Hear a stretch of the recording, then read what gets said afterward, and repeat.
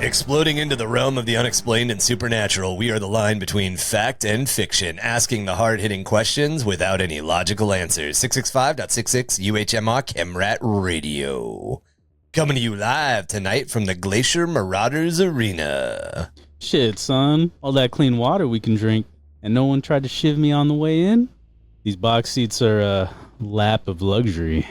This week in Murder Ball, the Glacial Marauder star player Grog Iron Grox returns from retirement. Rumor says that the Ogren Brawler has a blood feud against the entire Zerkers team. We should see some extra blood tonight on the catwalks. Watch out for the soak zone. Gotta love watching a bonehead crack bones and bash heads. I am your Vox Master for tonight's promise of bloodshed, the ever-unhinged plasma fiend Goblin King, joined by my co-host and huge fan of those tiny little barbecue Grox weenies, it's Marky. They're average Grox weenies, thank you. 5.5 inches. What's up, putas? And he just can't stop shoving them in his mouth. The man who always bets on all sides of a blood sport, the polar bear, the frost hollow Chuggerfly. I just want to say in Bloodsport, if you've seen it, they got warp dust just getting tossed around in that movie. Olivia Munn didn't complain about my average size Grox weenies. I have no problem with your barbecue, Grox weenies. Oh, yeah, it is. Always equipped with enough smuggled las power to take down any unruly couch cushions. It's Kev. You know, I stopped smuggling them in my butthole when people started checking. It's the flashing light when you jump. I tell you, they're squatting coffee, see a couch cushion pop out. And our special guest tonight, who secured us these primo box seats and keeps insisting that we drink the water, it's Ickbard. You know, they say you don't go down to the Underhive to drink the water anyway. I say that's propaganda. Yeah, you always say no to the ice cubes. Drink the fucking water. Well, the Glacial Marauders Arena is in the Upper Hive. Drink the fucking water. I like crushing my frozen water first, thank you. While you may or may not drink the water, It's not pipe runoff. I learned that down in another hive, they've invented a new sport, and they go down in the sump. They get themselves the biggest, nastiest sump toads, and they wrestle them. What is sump I thought you were talking about wrestling?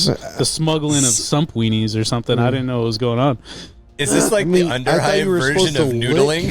I thought you were supposed to lick sump toads. No, there's some Well, sump you can toad. lick them, and then it's probably even better to watch. So there's Lick 'em. toad. Yeah. No, I barely even knew him. you see, this is But- interesting because but I heard that apparently there's these when- toad farmers, and when they they teach get the aggressive- toads. No, Kevin, you're not going to ruin my bit here. I got a bit. It's actually farmers. It's farmers who are hiring people to wrestle them to break them, and then they actually train the toads to back up. They call it sump training. Well, the thing is... Seriously? The toads here. That was I'm telling bad, you. man. You don't. I'm telling you. I take out the T in stump training. Oh, Yeah, I got you. I got you. It's just like I'm telling you. It's just the I drove 8 hours to be here. And tell shitty dad jokes. That was your plan. So, the sump toads, when you put two of them in a room together in a small little area, they get aggressive, and one of them has to assert dominance. And because they can't just eat a whole nother toad, they literally will try to just suplex each other. Sump breaking. It's ridiculous. You know, I just gave Ick shit for driving 8 hours to tell shitty dad jokes. Two things occurred to me. The first is This is 100% legit. Google it. I'm aware. I'm aware where you're coming from too. But what I just want to Google anything anybody talks about on this show. Just on this let's be fair. I just want to point out that all of this is especially on LED brand. blood pugs. Shitty, corny dad jokes are like 100% on brand for this podcast. I have a saying. There's a inverse ratio between the dad jokes I make and the children I probably do not have. It's like a bell curve, but Inversed, yeah. I was trying to make a poop joke. It's fine. It is shitty. It was. God damn I it. got one for each of you today. Welcome to Under the Hive of Madness, episode 93, horror movie heavy hitters in 40k. There's a lot of films that capture the 40k feel, and most of them are either obvious or we've already talked about them more than once. From action films that capture the essence of future warfare or even indirectly inspired entire factions, I'm looking at you, Katachan, to the creature features that can help fuel all sorts of ideas for new xenospecies. One of the most central and important conflicts in the setting is that, however, of the Imperium versus the ruinous powers of chaos. And since it's spooky season, the time of year to crack open the collection and dig deep into all those gory and ghostly titles, it's about time to break down the heavy hitters of horror and figure out which dark god they follow or spawned from. Most of them, I think, are going to be Khorn. Slashers, yeah. A bunch of them got thrown into one category and attributed to Khorn. Yeah, Cabin in the Woods would be like a Zinch deal. You know? Oh yeah. That's a good one. I didn't toss Cabin in the Woods on Terrifier here. be Slanesh? And I didn't toss Terrifier. Terrifier on here. Species would be Slanesh. Species would be Slanesh, Terrifier, Hellraiser, so Slanesh. Oh, Really? Yeah. Oh, Hellraiser is Slanesh. that- Oh, makes the sense. sights you will see. Yeah, that makes sense. We've got some heavy hitters. We decided on a list of heavy hitters. Let's do them in order. Otherwise, Ryan's going to have an aneurysm. A couple of the movies you guys brought up, I didn't put on the list. God damn it. Like, you motherfuckers asked you about this 10 days ago. I'm sure if Riverside would let me zoom in on his face, I could see his forehead pulsing. Like I'm sure his temples are We can throbbing see his right now. cholesterol rising right now. It's the inverse of whatever the fucking anime porn vein is what's going on. There's an anime porn vein? Yeah, the like. Seriously, Marky? I don't all even goes watch back to anime. Slanesh, How do I baby. know this shit? No, anime Oh, it's 'cause get you watch porn. It's nosebleeds called- when they're horny. it's hentai. It's called art. The throbbing vein is when they're mad. Or when they're like Excuse me, struggling. It's Why not did you have to hentai, throw it's throbbing art, in there, okay? Kevin? You didn't have to like throw a descriptor in there. Like just the It's- vein It on has the a head is noise that goes with its pulsating. Throbbing is a noise. It's the What, telltale They heart. throw that on wieners and buttholes in That's the real Hentai or adaptation what? of the telltale heart that we need.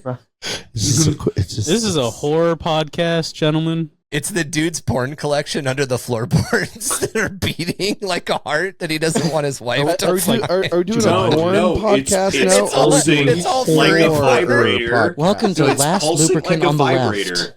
Left. Last lubricant on the left. Jesus Christ. I'm just giving you this shit for free, homie. Oh my God. Okay. First So, off, though, first up, Squirt to we're me back. gonna go over a bunch of the films that we're not gonna focus on, even though they're 40K. They aren't really horror, or they feel 40K. They aren't really horror. So the first one we're gonna bring up is the one that we've talked about a lot. The podcast favorite, Starship Troopers. Not only does Starship Troopers feature an intergalactic war between humanity and aliens, they're bugs, but it also features a satirical look at an overbearing fascist government. Great Imperial Guard movie for sure. It shows off beautiful young people willing to risk it all for the good of humanity.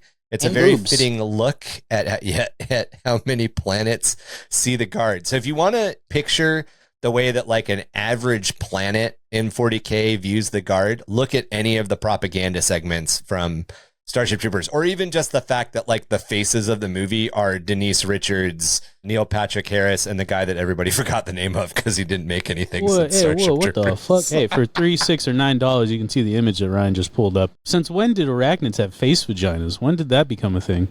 Was that a thing? And I just didn't know? Dude. Yes. Yep. Yeah, dude. They've It's- always had a mouth right there? Yes. Yes. Yeah. That's the nerve cluster. That's the No, the nerve cluster's right behind that. I thought It's the nerve cluster was at the booty stem. base. Yeah. This The booty guy. stem is Yeah. the base of the booty stem. Is so the nerve beak cluster. on the top and the bottom are big ass like mouth blades, and then there's a mouth behind it like a octopus, and then reverse there's xenomorph. got and the two little the two little reverse grabby xenomorph, no claws. shit, Basically, it grabs you with the big ones, cuts right? you in Feed half, you in. and then the two little ones take your little remnants and feed it to the mouth. And They since had we're that in the talking movie? Yes. about the crazy ass, I You gotta don't watch it remember again. when I gotta watch it again. You need to buy it on 4K. right now, I 4K have it in release. 4K. I actually right have like like 4 fucking copies. now. well, Marky, Okay. you needed to watch it again just cause. Yeah. But- For the boobs. Dude, every time I put it No. on, my daughter's like, "Are we watching Starship Troopers?" I'm Mm. like, "Hell yeah, we are." He loves watching it because of the, Have you the watched hero, it today? Denise Richards. Yeah. Then you she's could like, watch "Is it." that?" She's like, Carmen "Fucking the Carmen Betrayer. the Betrayer." Carmen the And I'm like, "Yeah, Betrayer. baby, right? Carmen the Betrayer, dude. She's a fucking She's a traitor. Whatever. My lord of She's executions so and my Chuck, black don't make me virgins hate you are right mine. now. You just came back to the podcast. Don't make me hate you right now. So there's I can't- also a lot of crossover in Starship Troopers between the Tyranids and the Arachnid threat. Obviously, lots of bug crossover, even with like different classes of bugs and bioweapons and all that crazy shit. Oh yeah. If you asked me, we haven't talked However- about it enough, Ryan. I'm just saying. Starship Troopers is not a horror film. It's just a very good 40k feels, atmospheric 40k film. I think we Oh, can yeah. all agree. It's got it Yeah. all. It's got it all.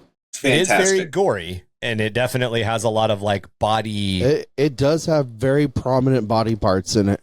as body horror-y and gory as it is. It's not really a horror film. Like it's No, not. None of because it's scary. because at most of the It's points gross. in the movie, short of like certain plot Glendathu. pivotal moments, like the humans always have ways to fight back. Yeah, What kind of seems to define a horror movie as opposed to like an action movie that Starship Just Troopers how is. helpless you are. What makes the first Alien movie so great is the fact that they can't kill the aliens. Yeah, they don't Like- even know where they are. Yeah. And then, even then later, then everybody starts to run out of ammo, like things like that happen. That's They the have to- they second have Alien to- film. Exactly. They My have friend. to bring about.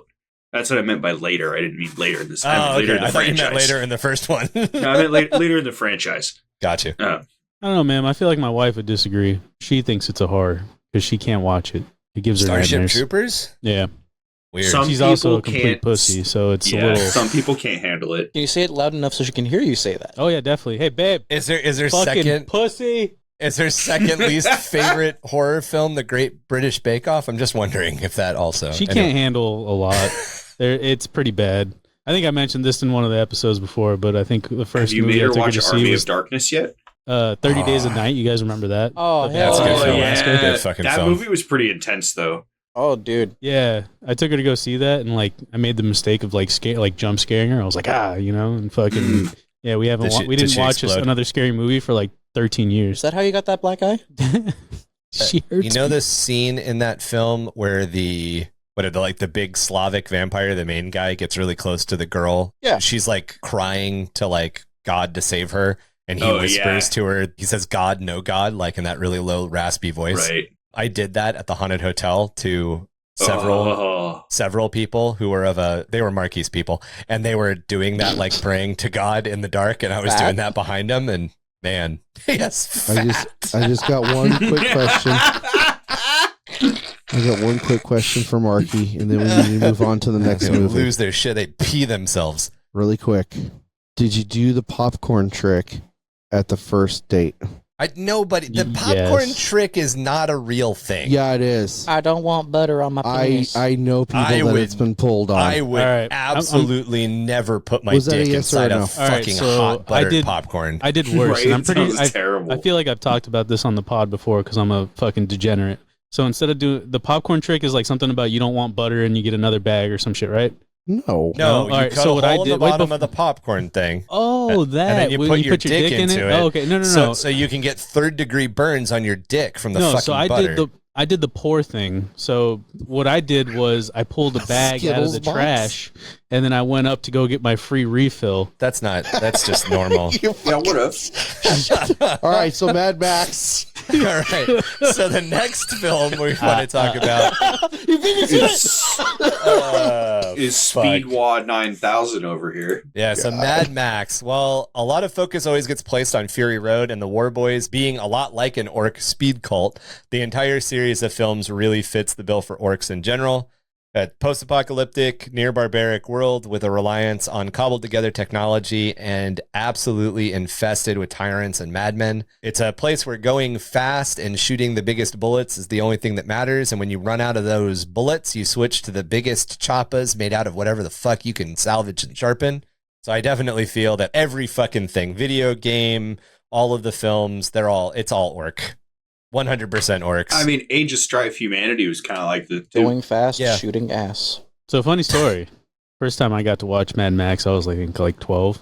okay. My mom's Which one? boyfriend put it on. The first Second Yeah. one, third First one. First Fury one. Road? First one, Kevin. The actual first and- one or the one that everybody thinks is the first one? The first one. What? There's a thing. What? Yeah. Yeah, Don't so- confuse Marky. Marky, go. Yeah, All right, so the first finish one. what you- yeah. So my mom's boyfriend puts it on, right? My mom never seen Mad Max, and the first scene is like a couple fucking in the prairie, right? Yeah, and my mom's like, "What? Yeah. What did you just Yeah. put on for my son The to actual watch?" first Yeah, one. yeah, Gotcha. yeah. Actual first one. I looked at And- Ryan and I saw him nodding, and I knew The he knew Midnight what I Rider right meant. in at midnight. Yeah.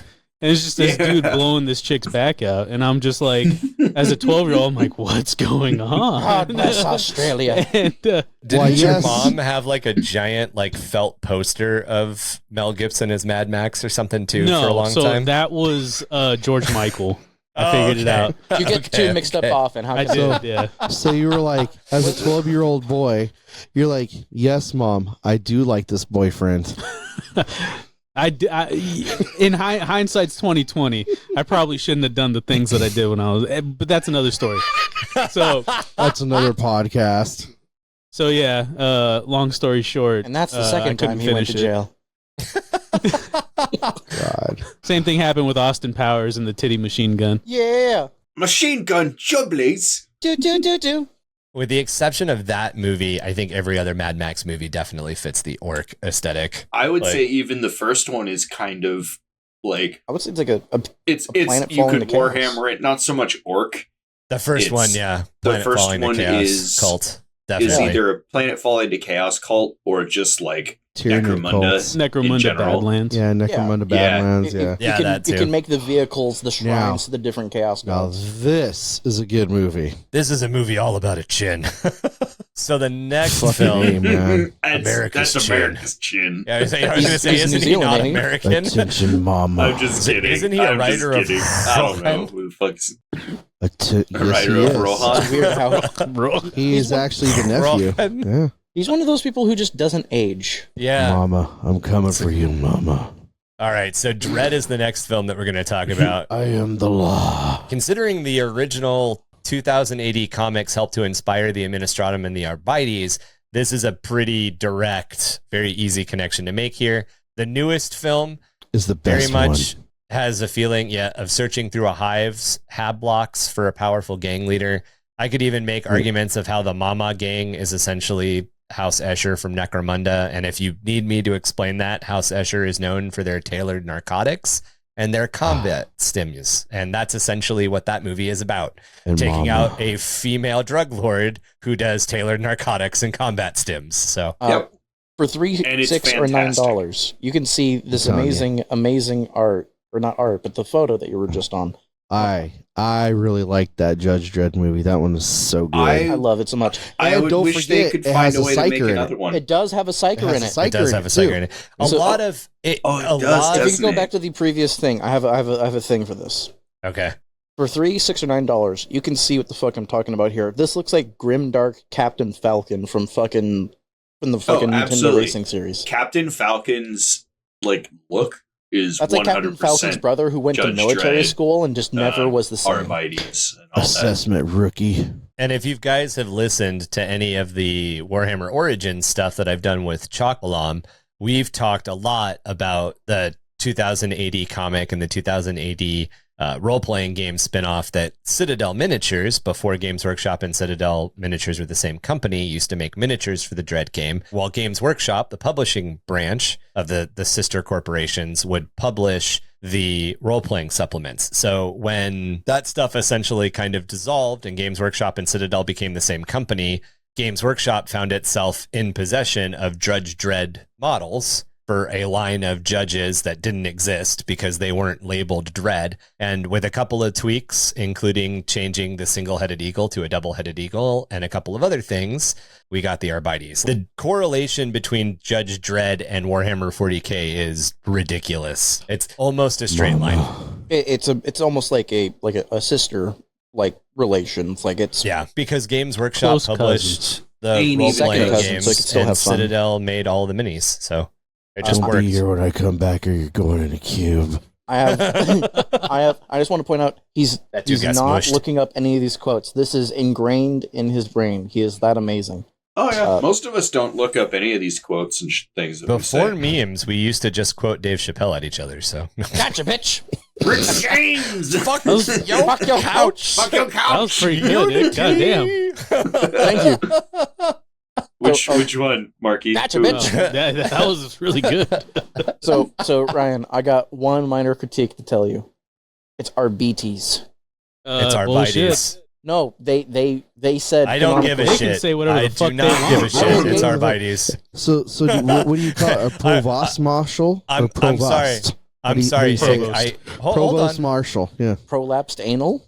I'll give this to Ick. You were absolutely right. It's the cetaceans. It's the trirhinids instead of the tyranids, and it's the how did you pronounce it? Quit pandering, RBDs. Ryan. What is this? RBTs. RBTs, and it's the RBTs. Yeah, it's What like is this? Yeah. Space Marines. Whose fucking show is this, Ryan? You tell Space Ick. Marines. It's pronounced It's Space Arbites. Marines. yeah, and they're also called Adeptus Astrades. Astartes. I am not. I have been really Aw, good damn it, about Nick. not You- calling you him did Astarte. it, and now he's gonna. Yeah, I haven't see? called him. Don't say it, Ryan. Just I don't haven't say called it. him Atreides in a long time, my friend. That's a season 1 callback when I couldn't get House Atreides out of my mind when I was What do you talking think? about the Astartes. That's like a 3 months ago callback. Remember the good old days I when he fucked up 3 months ago, but if you go back and listen to season 1, Oh, like you did it over like and over again. half of season 1, I fuck up. all jokes aside, I'm proud of you for not fucking up words, Ryan. Words are hard. They're all fucking made up. So what I don't understand The points don't about matter. how they got to Arbites from what is clearly Arbites or Arbites, if they really wanted to get fancy with it, I like the last 'Cause- option the best. I could get it with the Skitari legions being Skitari because that's actually how Latin and Roman stuff worked. I'm sure it's one of those things where it's aluminum, but it's aluminium, or it's herbs, but they say herbs because there's it's just one of those things. Yeah, aluminium, adding letters. Flashlight. I mean, come on. A now. lot of yes, those are easily mixed up British words. Fleshlight torch. Yeah, do you say The torch. herpes or herpes? I mean, Come on now. Flashlight, torchlight. Gonorrhea or going- drip? what? Which is it? Come on now. I got the clap and I'm giving it to you. That's a Wiggles song for those of you with kids. Okay. Oh, God. Did you know Event that? Horizon. Moving on. when the dinosaurs And bite then- back. And then there are some films that are very horror and have very 40k feels, but don't really fit our heavy hitter criteria for this When your episode. Geller fields fail. These are atmospheric films that capture 40k at its essence. So the first one is Event Horizon. This is pretty much one of the biggest unintentional 40k films that exists. I know that a lot of people will argue that it is an unlicensed fan film, but according to interviews with the director of the film, he didn't realize the connection until years after its release. So it cannot be a fan film. If he knew about it when he recorded it, sure. Him going, oh yeah, I like that. Yeah, I made it as a fan film. Thanks for that idea in a 2010s interview does not mean that he did it with intent. Also, you would have to get the writers and a bunch of other people to agree, and nobody does. So it's just one of those unintentional things. But to give you guys a rundown, one of humanity's earliest attempts at a faster than light travel causes the ship named Event Horizon to disappear on its maiden voyage to Proxima Prime, only to reappear 7 years later. A rescue crew on the vessel Lewis and Clark, along with the Event Horizon's original designer, head out to find out what may have happened, and they find that hell is the answer awaiting them. And I mean that literally. They literally find hell. All right, so question for you guys. Let's say when they invented Geller fields, it was only in the shape of a butt plug. And you have Why to would put that it even on. matter? Oh, it's No, like everybody had to in order- strap in Let their me Geller field. finish, you guys. God, let me finish. You got to finish. You got to hear the whole question. You're All right. animals. And the only way to protect yourself is to insert said butt plug, right? It's like a personal Geller field. Stilt guy makes so much more sense now. Would you do it? I'm saying Stilt guy I feel- makes so much more sense now. I Are feel you like going I to show the need butt to. plug? Yeah, my look God. at the butt plug, right? It's Stilt guy makes Yeah. so much more sense. That's the Geller field. For That's the Geller field $369, guy. you can see the Skitari butt plug. That's one of those advanced. Not butt by plugs, man. Archon of Flesh. No, this is GW, so it's canon. I'm pretty sure that the reason that exists is because the exhaust has to go somewhere. I'm just Remember, Anyway. the totally not an ATST that the Imperial Guard has a gyroscopic stabler that is shaped like a butt plug. Yeah, it's like a catalytic converter for the Skitarii.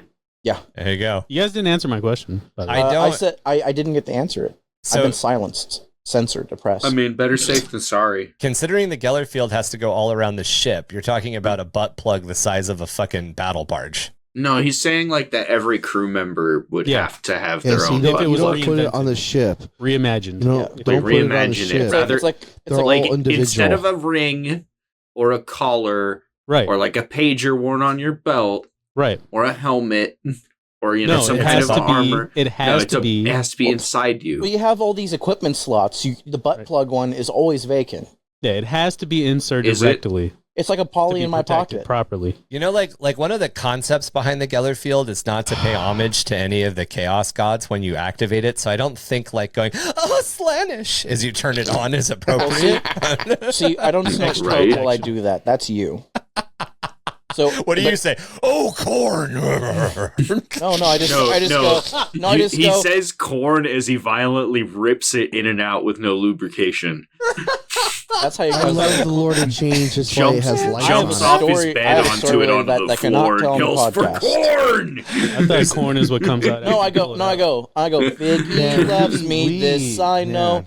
This butt plug told me so. As I put it on, because it's the Emperor This- protecting me. Are From you coming up with Wow, a song the right Emperor- now? What? the That's Emperor an actual protects. Christian thing. Like Yeah, the Emperor Jesus loves protects. me. I'm This I so know. lost right now.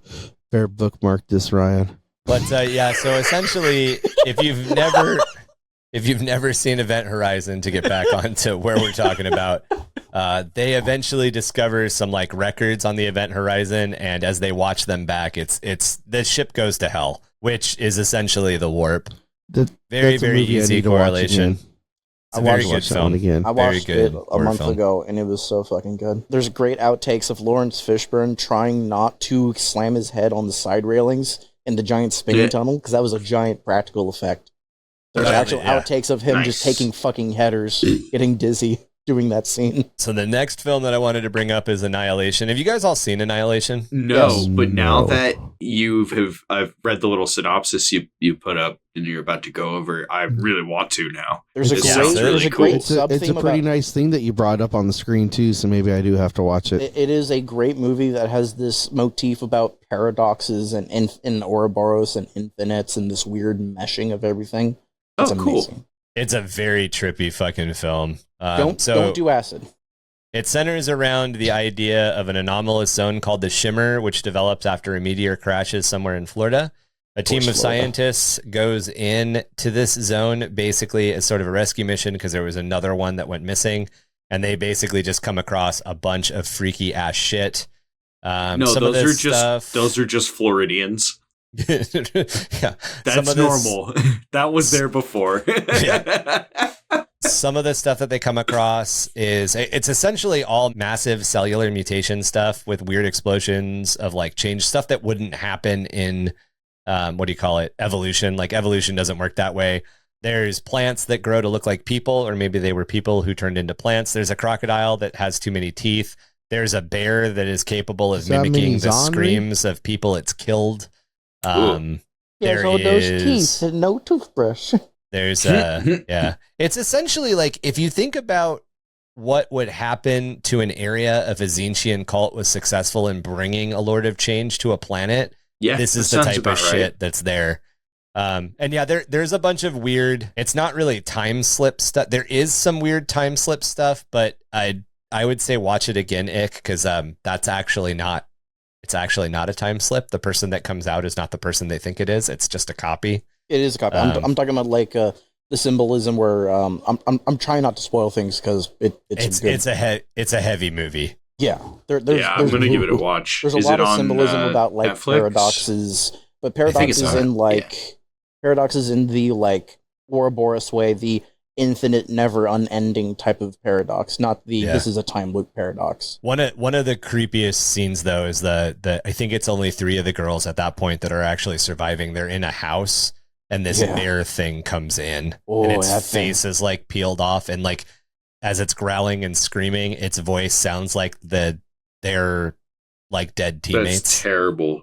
Yeah, My favorite it's part- a good fucking film. It's a great terror part. The only thing that I think is more scary is the final area with that liquid metal motherfucker. Oh yeah, the thing that they find. Yeah.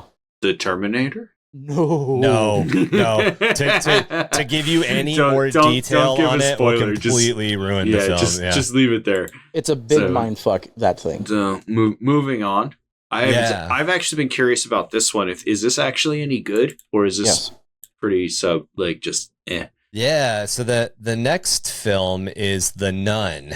And this is the only sci-fi film that I put on this list, and I put it on here for a specific reason. I believe it takes place, Marky, you might be able to correct me, but I believe it takes place just before or just after World War II. It's after. It very much covers or captures the atmosphere of what I think a Sister of Battle Novenate might be going through. She was attached to an inquisitor, a priest, and a soon to be sworn in nun are sent to a convent, a Gothic convent in like the backwater of Romania to investigate a demon. And it's just, I mean, the entire film takes place in these weird candlelit Gothic cathedral like landscapes. There's a lot of weird like outside graveyard scenes. It's just the entire film is gothic as fuck, like down to Raven showing up all the time. You guys know that that Hammer and Bolter episode with that's like Zinchi, where that's that dude that's like counting books in the library. That episode's dope. Yeah, so The Nun is very much like that. I'm gonna have to go watch that. Atmosphere wise. Okay. But with more action, obviously, at certain points in The Nun. The reason that I would say The Nun is a 40k film is because of atmosphere. That's the only thing. It's the architecture and the atmosphere. The whole idea, like, whenever I picture anything dealing with the Sisters of Battle or the Inquisition, I don't think of lights. I think of candles. Everything's lit with candles. Oh yeah, always. So, and kind of a spoiler warning for this film, so stop listening for a second if you need to. There is a demon. They do track it down, and they do, quote unquote, banish it with their faith. However, that demon continues to plague the rest of the films in the Conjureverse. So just like a 40k demon, was it actually defeated, or was it just banished for a little bit of time? Back from whence it came. Nope. And that's actually the only Conjureverse movie that we'll talk about, although quite a few things in the Conjureverse could definitely kind of hit different. Well, no, actually, I think it's that same demon almost the entire time, isn't it, Marky?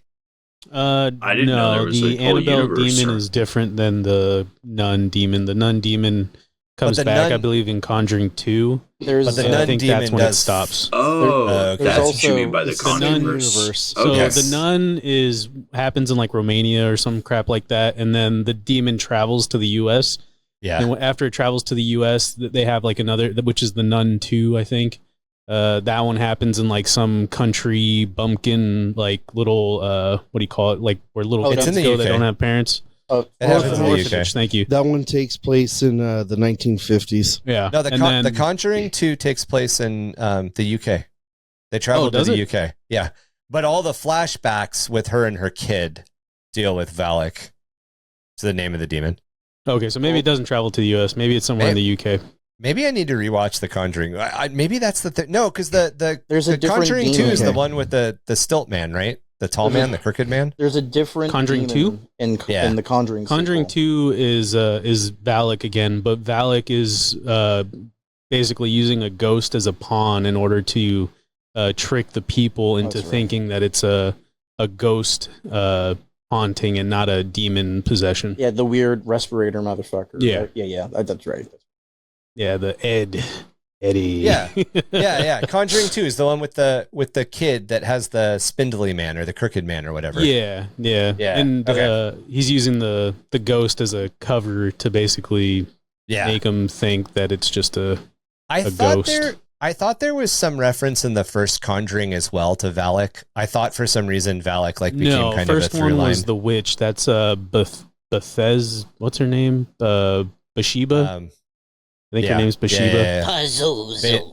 Based on the Bell Witch. Right. But yeah. Anyway, The Nun is a very good atmospheric, like 40k atmospheric movie. Like if you're fucking around with Inquisition stuff or Sisters of Battle stuff, and you want to Oh, film it definitely on in be the a feudal background. planet for sure. Oh yeah, 100%. Yeah, it's like backwoods of Romania. It is not a good fit because of its sci-fi elements. It's a good fit for all of the like heavy Catholic and like specifically demonology Catholicism vibes that like a lot of the demon hunters in the Inquisition really demon have. hunters and nuns. Yep. Demon All right. nuns? So that brings us demon nuns with guns. That brings us to our main event. Where do the heavy hitters of the horror genre fall when it comes to the ruinous powers? So I think any conversation that we would get into about heavy hitters, we really have to go back to the classic monsters, the old gods of horror, if you will. And I want to start out with our man Dracula. And when I say the classic old gods, I'm talking about the classic monsters. There are 50s. yeah. Are There's we a talking set. about the 50s. original Dracula where he's big and bald and looks like, Jimmy Neutron with, No, going through he's- chemo? Or are we talking no. The about Bela Lugosi? Nosferatu looking That's motherfucker. not- He's that's talking about Nosferatu. the American classic Dracula, Yeah, we're talking about the not Boris. mummy, and all that. Yeah, not Boris Carlyle. Who played Dracula? Bela- Karloff. Was it? Was It it, was Bela Boris Lugosi. Carlyle? It was Bela Karloff. Lugosi. Thank you. Yeah, Bela Korloff was Frankenstein. Yep. It's Frankenstein. Carl Urban played Dracula. Thank you. No, that was Christopher Lee. No, it's Carl Urban. Right, okay. Oh, I know what movie you're talking about. Is that Preacher? No, it was Dracula 2000, I think. Oh man, Oh. the one with the ceiling sex. Yes, Hmm? that's the Maybe. film he's talking about, Okay, and that's not Carl Urban. You sure? It's just in your dreams it is. No, it's No, Marky, you're thinking of one where he was. Gerard Untold. Butler. Dracula Untold. Gerard Butler. God damn. Dracula Untold. Dracula Sorry. Untold The also newest isn't one.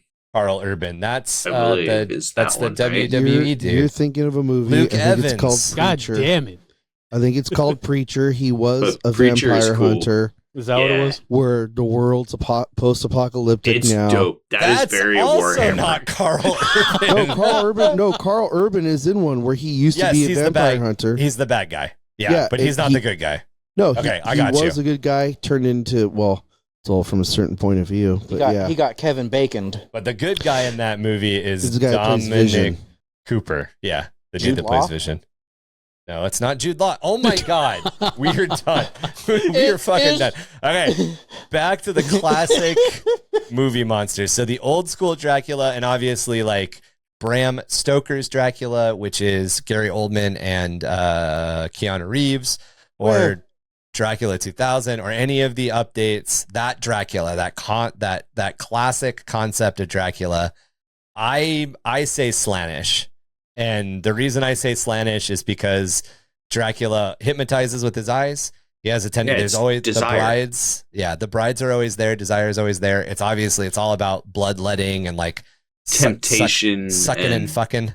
power. It's a power fantasy, Yes, When you put it 100%. to me that way about but sucking not in a and physical fucking, way. I'm all It's a in. mental power fantasy. It's also he's quoted for saying the special hand wave thing is you have to be double jointed with your fingers, which only tells me, women really like Slam. him.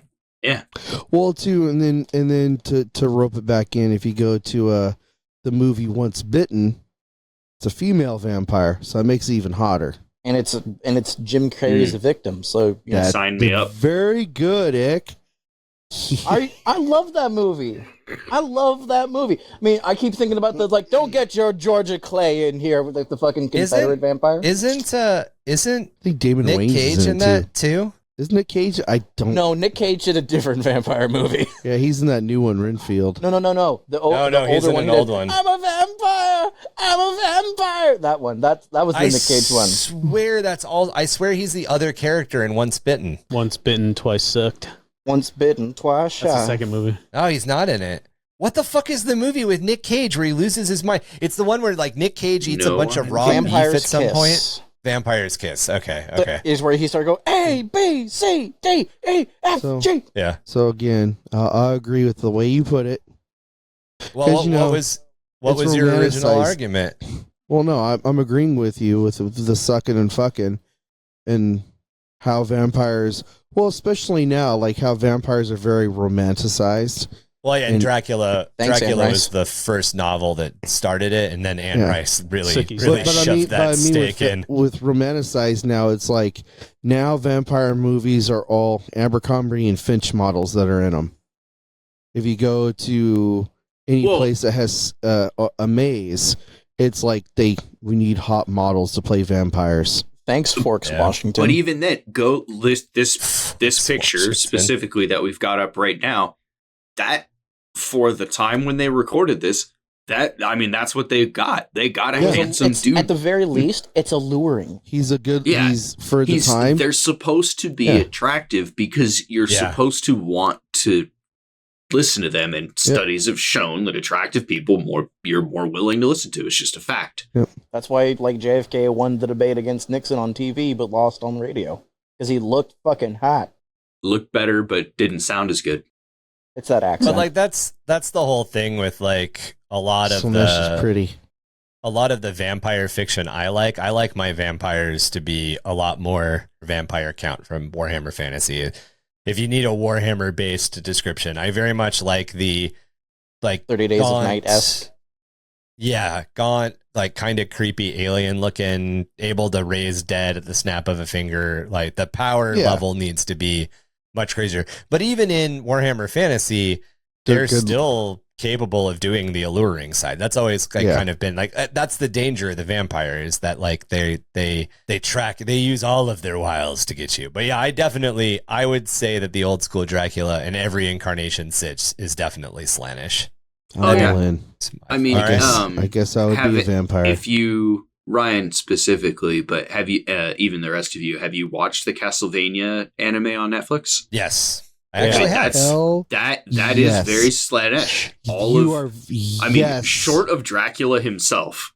I need to, but I forget to every time I have free time. Very much a reasonable. It's pretty. As somebody who doesn't watch anime, it's pretty good. That's one of the only animes I've watched. Is it anime if it's not made in Japan? You know what, Kev? It's in the style of like Vampire. That is a good comparison because now that I'm thinking about it again, there's like the little redhead. That is Slanesh's shit, dude. That ring she puts on him. Yep. Oh, the negotiator. That stirred me in places. Yeah, I think that's just personal bias. The whole coven of the female vampires. Yep. Yeah. Oh yeah, that whole thing. Dead on. Yeah. Well, and then again, when they show Dracula's son, he's like this big, gorgeous blonde dude. Oh yeah. Oh my god! Alucard is fucking where the helpers show up, and there's every Alucard, because when Dracula has a son, he just spells his name backwards, and it's Alucard. All I can think about is here. It's literally the stupidest fucking thing. From as much as Castlevania Symphony of the Night and Castlevania, like the game series, is one of my favorite game series of all time. Like the fact that as soon as I was old enough to realize that Alucard was Dracula backwards, I'm like, these fucking idiots. I've never like spelled it. Like written it down to notice. This feels like the gothic horror version of Superman with his glasses. Wow. If you look, right. Oh, that's crazy. If you look at the Castlevania, just because I'm too dumb to look at to think about it. In the companion book, the Japanese like RPG companion book that came with every fucking game that was every JRPG that came with Castlevania Symphony of the Night, it's right there, Alucard. It's just Dracula backwards, and you're like, oh fuck. You look at it on the coffee table upside down, and you're like, "Oh, that's how I got it." That is a man who can tell you, in the prime of his life, 20 years ago, he was slain in very different ways. Slaying. Oh yeah, that's a good. I like that one, Kim. That is a very Watch Castlevania, and you'll get the Slanesh connection, especially a few episodes in. Look at that pretty sanguineous looking motherfucker. Hey. There he is. He could do your sanguineous voice, Ryan? What is my sanguineous voice? To be fair, it's like a dude, like Rob. Prince It's like kind of surfer dude, but a little higher tone. Oh, that's right. Yeah. It looks like Civil. Yep. Oh, fuck. How did I even do it? Oh, my surfer. Don't go towards the darkness. I will defeat you, Horus. No, that's not my surfer voice. My surfer voice is much more bruh. Dude, bro, have you like totally less gotten surfer these, bro then? Dude, have you gotten these totally like dude killer bean actually, burritos? I was wrong to say surfer bro. Dude, bro. Well, for bro, the photo shoot don't even go to the dark side, bro. Just stay here, bro. Dude, bro, you gotta eat these burritos. Like Horus, you're the war master, and you betrayed me. This is your heresy. Do I just need to do a bunch of like Sanguinius quotes, but as dude, bro? So speaking of surfing, that leads to sand, which leads to the mummy. Oh my Anakin. god! Oh my You say it god! gets everywhere. He's getting good, but in a horrible fucking way. To quote Yes, whose the line is next- it anyway? Nice segue. The next classic monster is the mummy. So if you've seen the classic or you've seen the remake with Brendan Fraser, not to be confused with the remake with Tom Without Brendan Cruise. Fraser. Without Brendan Fraser. Let's just be honest. There's the one with and the one without. You mean failure Yeah, to launch Mummy Edition? It's Imhotep is the bad guy both times, and in both cases, Imhotep is specifically trying to find the Egyptian princess that Damn, he is was that in a love with. Noxomoon? Is that a Noxomoon right there? Yeah, her name isn't Anoxinamoon in the original one, but it's essentially like the storyline is almost the same. Damn, she was banging then too. Jesus, I don't know. Lord, help me. Marky's Little in the flatty in the strength. front there. Wow. Jesus, for $369, For my you can ta- see for my old taste. school Noxomoon. Is this why you were banned from the mortuary? Probably. Knocking, are You you, knew where I was going. Oh my good God. Oh my good. So the mummy's now Slanesh because of fucking that. God. Oh no, she is Anoxinamoon. I knew the actress was Zito Johanna, and I for some reason thought that was the character's name, but no, it's Anoxinamoon in both. Yeah, dude, when I'll tell you what, man, when I was a little kid and I saw that paint smear, I was like, yeah, you wanted to knock some I feel moons? it. Yeah, I wanted to knock some of her moons. Respectfully, because you're a gentleman. There you go, Marky. There she is from the 1932 Jeez. film, right Oh, there. is there chains involved? Lord, Damn. give me the strength. My God. yeah, so Marky Boris- finna bust. So Boris not only is Karloff. it Zinch because it's Egyptian. Well, okay, so that's not why I went with Zinch. I know. The reason I went with Zinch is because Imhotep is a Magic. like priest user of dark magic. Yeah, in both incarnate. Like the story it's different, but it's very close. If you've seen the Brendan Fraser one, you don't need to watch the 1932 film, even though the 1932 film is pretty cool, and you should go watch. You should go watch all the classics. You should watch them both. But So we're not going to and say then Nurgle? if you really like Sophia What'd you say? Batalon, you should watch the new one with You Tom said Cruise. he said- We're not going to go Nurgle? Holy You shit, can't she's say it hot. with a hard R. I don't have a Nurgle analog that I found for the classic monster movies. So the classic monster movies The are Blob. Dracula. That's not It's not a classic movie. That is not a classic horror film. What's Yeah, the are you kidding me? 1960 It's a zombies classic movie? monster movie. The Blob.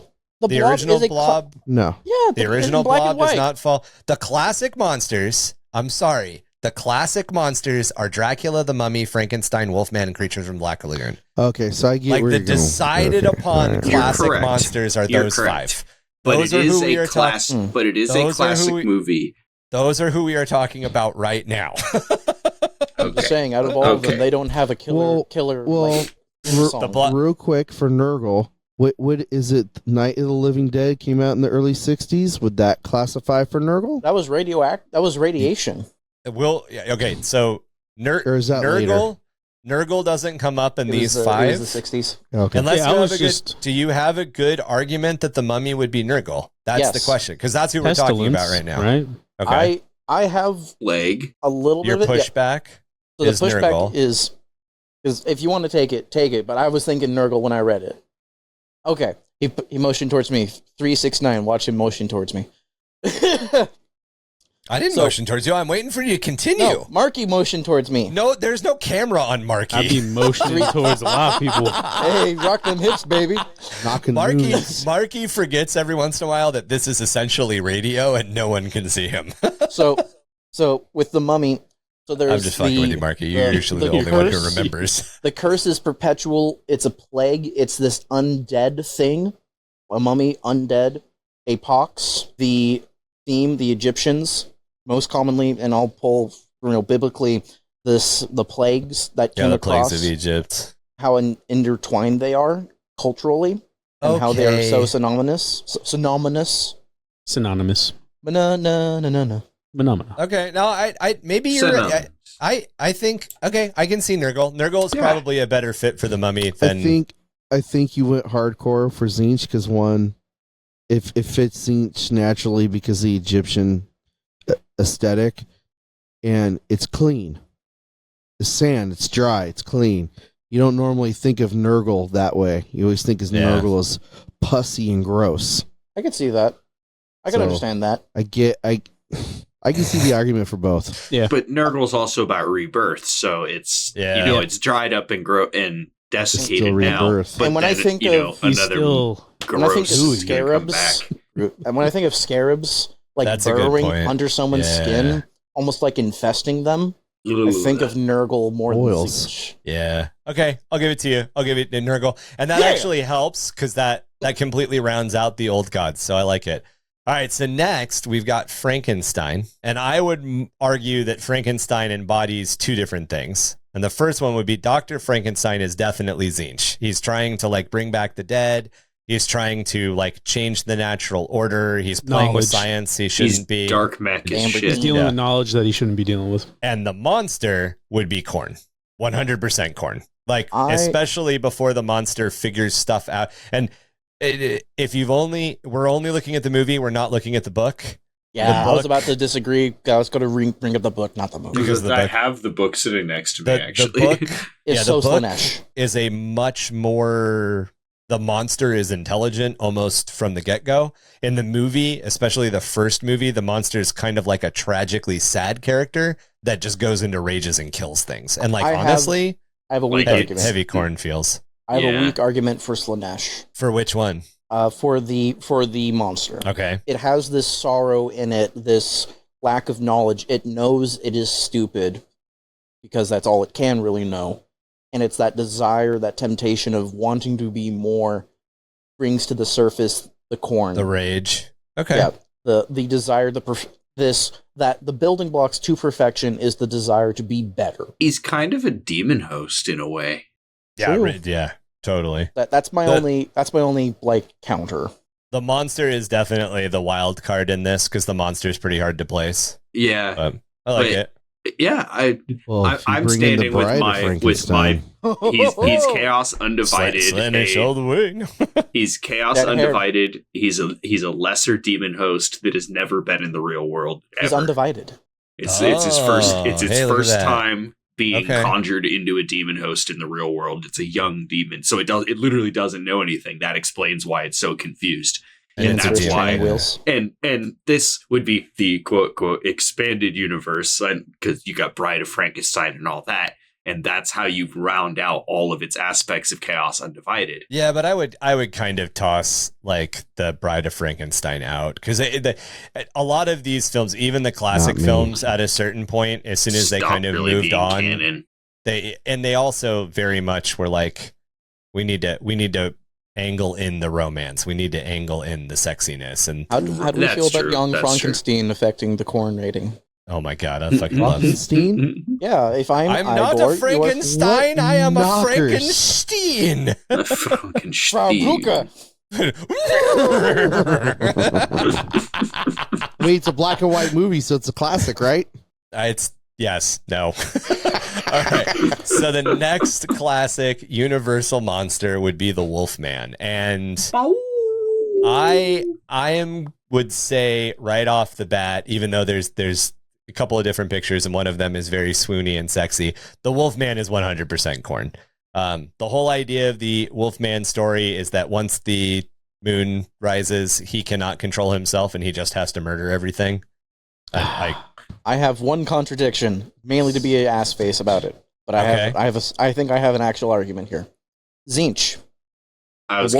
Because he changes. Because usually archetypally we have this being that's in this transitionary stage in their life, and as they transform and begin this rebirth, they renew, and this comes as a total left turn, and it throws everything to the wind, ruining any plan and any hope. Counterpoint.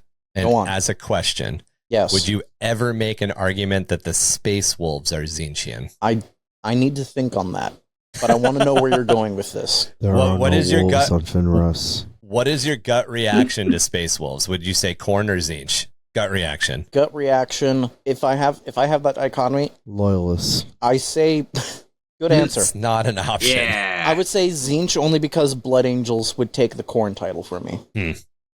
I don't know, man. I feel I'm sticking. I'm not being changed on I this agree one. with you. Think I just the want to bring up. Wolfman's I just want to Khorne. play. I just want to play Tzeentch's advocate. That was Tzeentch's advocate, and I'm a Tzeentch boy. Like Tzeentch is my god, so I don't know. I kind of honestly, it was pretty hard not to say everybody was Tzeentch. All right, and You then saw that with the mummy. last, yeah, and I conceded. You did. But what is banter if not you know, inaccurate? I'm gonna counterpoint just because I've been mulling that, just trying to come up with something interesting to say. Choosing on it for a bit. And I would say that the Wolfman is too organized of a pattern. It's full moons, only full moons, and that's it. So, But it's Tzeentch is too. Oh, I see where you're going. Okay. It's too predictable for Tzeentch. You know, it wouldn't be every full moon. It would be weird phases if it was Tzeentch or and Angron planet the aligned. Primarch weird is the most thing. exact reanimator in the lore. That makes sense. So That tracks. Shit. Oh, yeah, Yeah, that's true. Every time Angron gets ripped apart, he does kind of come back like the Wolfman. Every it was 8 years, 8 months, 8 days. yeah, 8 he's on a seconds. pattern, whereas Yeah. nothing Tzeentch ever does is ever on any kind of measurable pattern. Or So, is it? But isn't chaos in itself a pattern? Or isn't it just mysterious, Kevin? Maybe you just need a few more wrinkles in that brain of yours not to even find the Tzeentch pattern. knows. Tzeentch takes pi out to the 2 millionth decimal place. It's all a pattern eventually. No, I'm kidding. If you put enough monkeys in a room, Well, they'll write Shakespeare. they'll make a All right. typewriter. So next up, the last classic monster, the last classic old god of horror would be the creature from the Black Lagoon. And I could not come up with anything. And I know this film relatively well. So if you're unfamiliar with the film, I'll start there because I think this is probably the film out of these that people are probably least likely to have watched, especially since there's never really been a upgrade or a remake. The closest thing we got was the fish guy in The Hellboy. Life of Water. in Life of The Water. The I was gonna say secretary, that the amazing- fucks Abraham Lincoln, or no, The Guillermo Sapien. Totoro one, yeah. Yeah. What was that film called? Life of Water, don't Water of know. Life. Hellboy. Life of Water. Was that Life Hellboy, of the Water? I unofficial don't- sequel. It's something like that. Hellboy, the unofficial. Yeah. I was just going to bring up that amazing movie Zat. That's a Yeah. That's a But yeah, That's obscure reference. Aquaman, The Next Generation. Jason Momoa. Jason Momoa is Creature from the Black Lagoon. All right, so in Creature from the Black Lagoon, if you've never seen the film, a group of scientists go out to the Amazon because they've discovered this thing that they think is the link between the creature that crawled out and of the water and became land creatures, essentially. So it's a missing link film, but instead of being like, what's the missing primate, it's literally what's the creature between fish Instead and of Bigfoot, it's And lizard. land creature. fish. Yeah. And the creature, as they're exploring its potential habitat, they go to the place where a fossil is found. And as they're exploring the habitat, they run into one of the creatures, and in reaction, they attack it, and it kills one of them. And then that essentially sets off the rest of the plot of the movie. It's like this tension between this creature who really just wants to be left alone and these scientists and Who hunters that are kind of Can't being leave it dicks. alone. Yeah, who can't leave it alone. And with all of that being said, and with the way that the creature acts and with how weird the creature is, I would say that this is the Xenos species of the old gods, the old horror gods. You can't really fit him into any of the gods. He is just the weird Xenos thing. It's got pointy That's out eyes there. and pointy ears. So yeah, it'd be like Eldari. It'd be like the Slan, since it's supposed to be like the missing link of how things started. I could see Yeah. it as a Xenos because the Gene Stealer cult was originally thought to be a chaos corruption type of demon. When we had the Inquisitor book by Ian Watkins, whatever his name is, they didn't have them as a Xenos race at that point. It was a weird unknown entity that we assumed was chaos. Yeah, and there's definitely a lot of chaos Xenos that are out there. So if we're going to go along with the idea that there's another chaos god, there's obviously arguments that can be made one way or the other. So basically, the creature of the Black Lagoon is anything not of the Imperium. It's other. It It's ain't other. human, and it ain't from the great beyond. I'm on So, you, Warner man. Wood's gonna look like on my wall. So I have an interesting The only good Wonder- Xenos, the I dead wonder Xenos, for will tell you the what. Frankenstein's monster. I wonder if you took some foil, Okay. put some butter on it, and on the barbecue, how it would be. So for Frankenstein's monster, I know he's no longer canon, but Malal kind of speaks to me because in the future movies when they have like the Monster Mash and all the OG monsters come together, it's Frankenstein who always ends up betraying them and helping out the humans and helping them, like in Monster Squad. And Malal wants to kill all the other fucking chaos gods historically and always hated them and wanted to rebel against those who rebelled. Yeah, I can see that. That's my little chaos theory. Just for Marky and I, because I know that we're the only ones who actually think about the orcs like this. But you could do the creature from the Black Lagoon is Gork and Mork, The missing link to the corks. He is quite brutal, but also quite cunning. but also quite cunning. And he's more powerful than all the other gods, which is why everybody leaves him alone. Yep. All right, so up And he is next, green. Theoretically. Yeah, that's true. He is theoretically. Yeah, we don't know. He's gray. It's black and white, but we're yeah. guessing that it was We're green. guessing. Yeah. Any closing thoughts on the old gods? I guess. No, I think we nailed it, and our counter arguments were all pretty solid.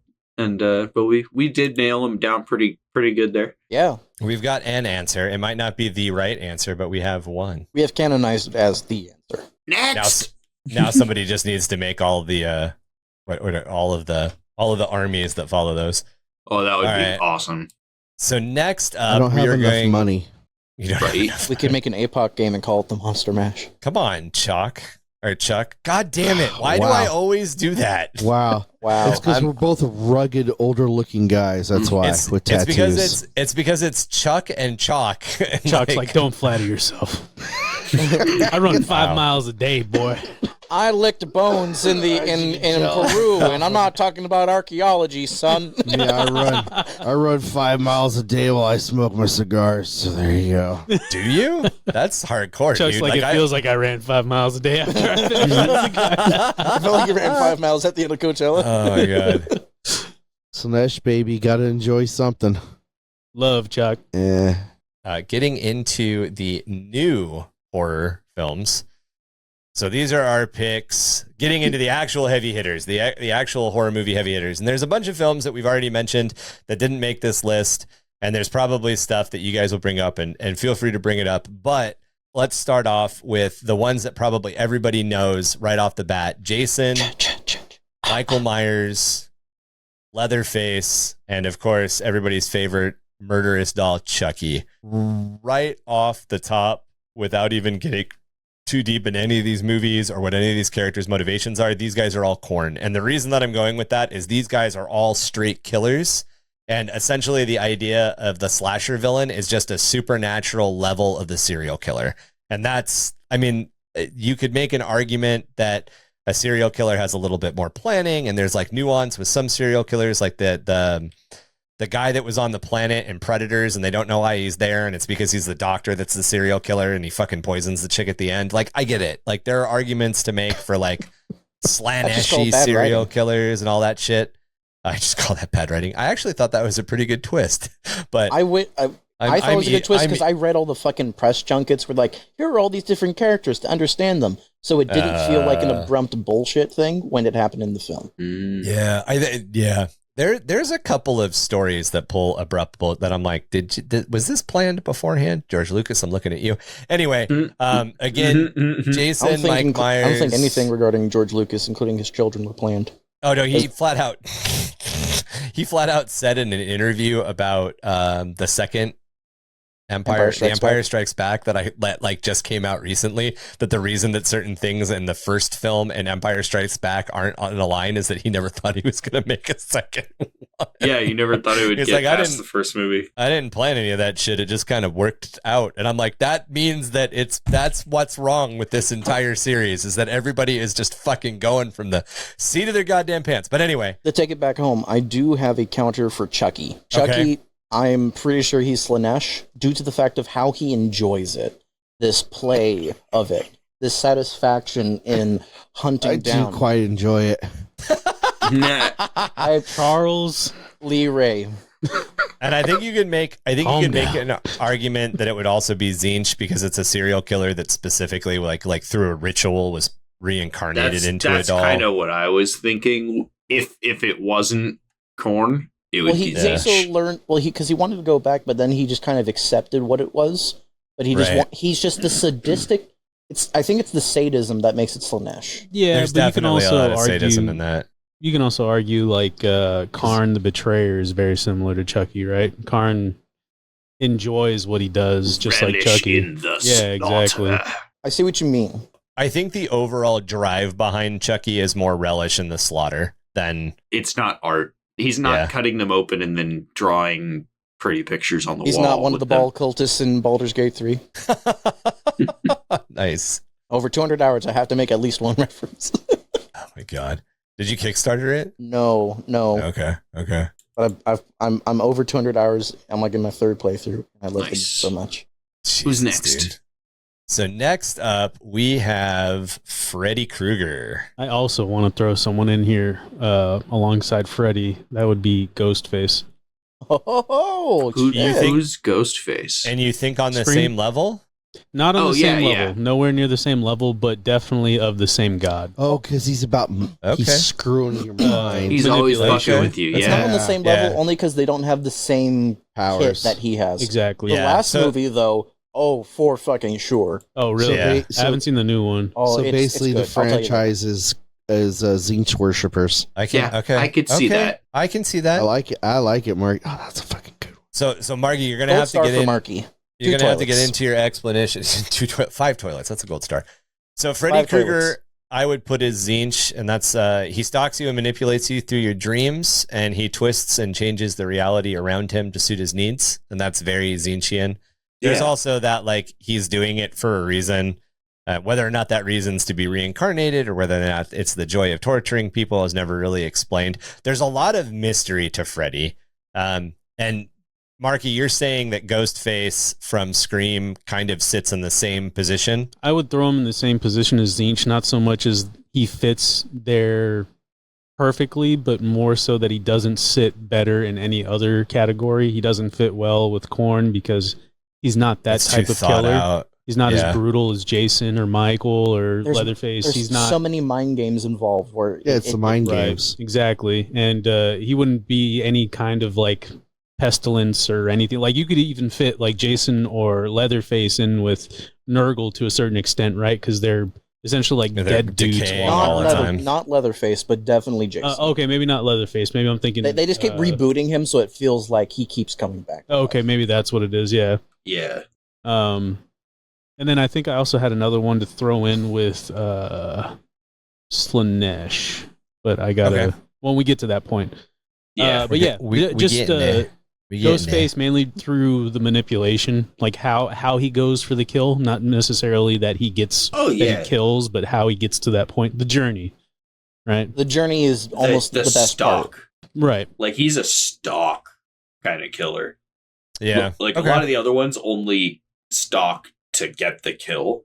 Right. Whereas To get you're from right, A to B. Ghostface stalks for the thrill of just fucking with them. There's also a bit of ritual in there too. Not that they ever explain what the ritual may or may not be, but there's there definitely the is. trappings of a ritual going on there. Yeah. They actually I like did it. explain Okay, the so ritual Ghost- in the later films, but they sucked, so no one watched them. Yeah, Mhm. the explanation in whatever it is 6. The one where Alice I Cooper haven't is his seen dad? the most recent one, but the one that there have was a little. not I was seen like, the what the last fuck one. are you going on about?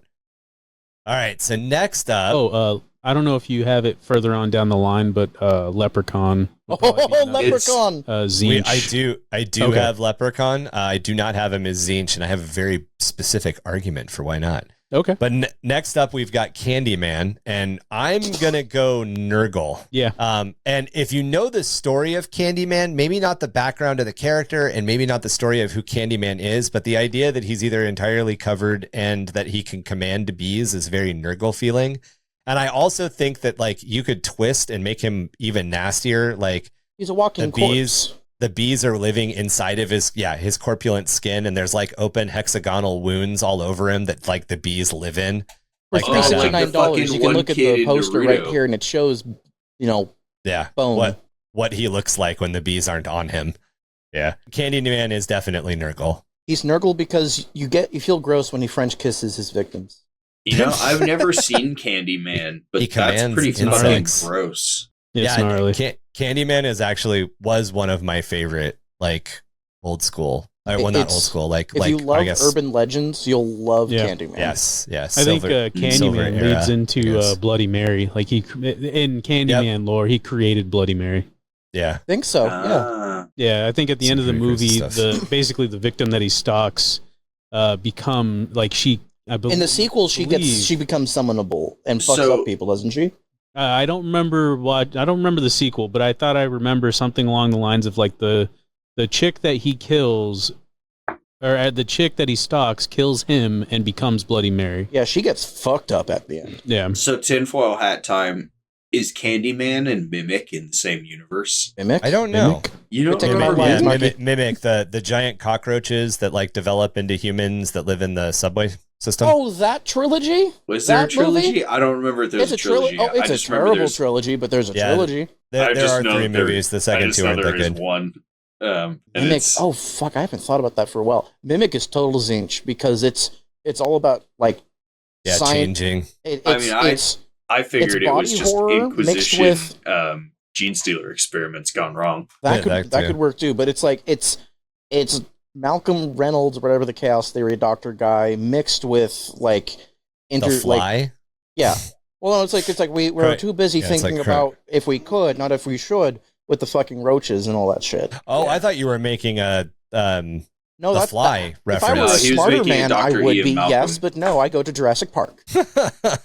Mimic's a crazy fucking film. If you haven't seen it, they're like these giant cockroach creatures that develop like semi-sentience and live in the sewer systems. It's a mind the trip. premise is that the scientist created a cockroach that looks like a cockroach but eats cockroaches. It's more like a praying mantis. Because there's like some weird And then- disease that's killing like a quarter of all of New Yeah. York's babies. Yeah, the cockroaches are spreading a plague, so they needed to kill the roach population like drastically, really fast. But the So they were- cockroach thing becomes like man-sized. and And, then yeah, it's something goes crazy, and they just keep growing, and they become human-sized, and It then goes they full start chaos like theory, eating and subway the asexual workers, and things become it's not pretty cool. asexual. yeah, it's a crazy fucking film. It's I actually didn't- pretty cool, and the last bit is pretty like monster movie. Like it's up to par on monster movies Oh, dude. for the time. It's definitely a horror. There are films that didn't make the cut just because we could. Yeah. I mean, It didn't occur to me when we were having our brainstorming session the other day Spooky. about these movies, but that was one of them that was, I just couldn't really place a god on it. It's more Yeah. just,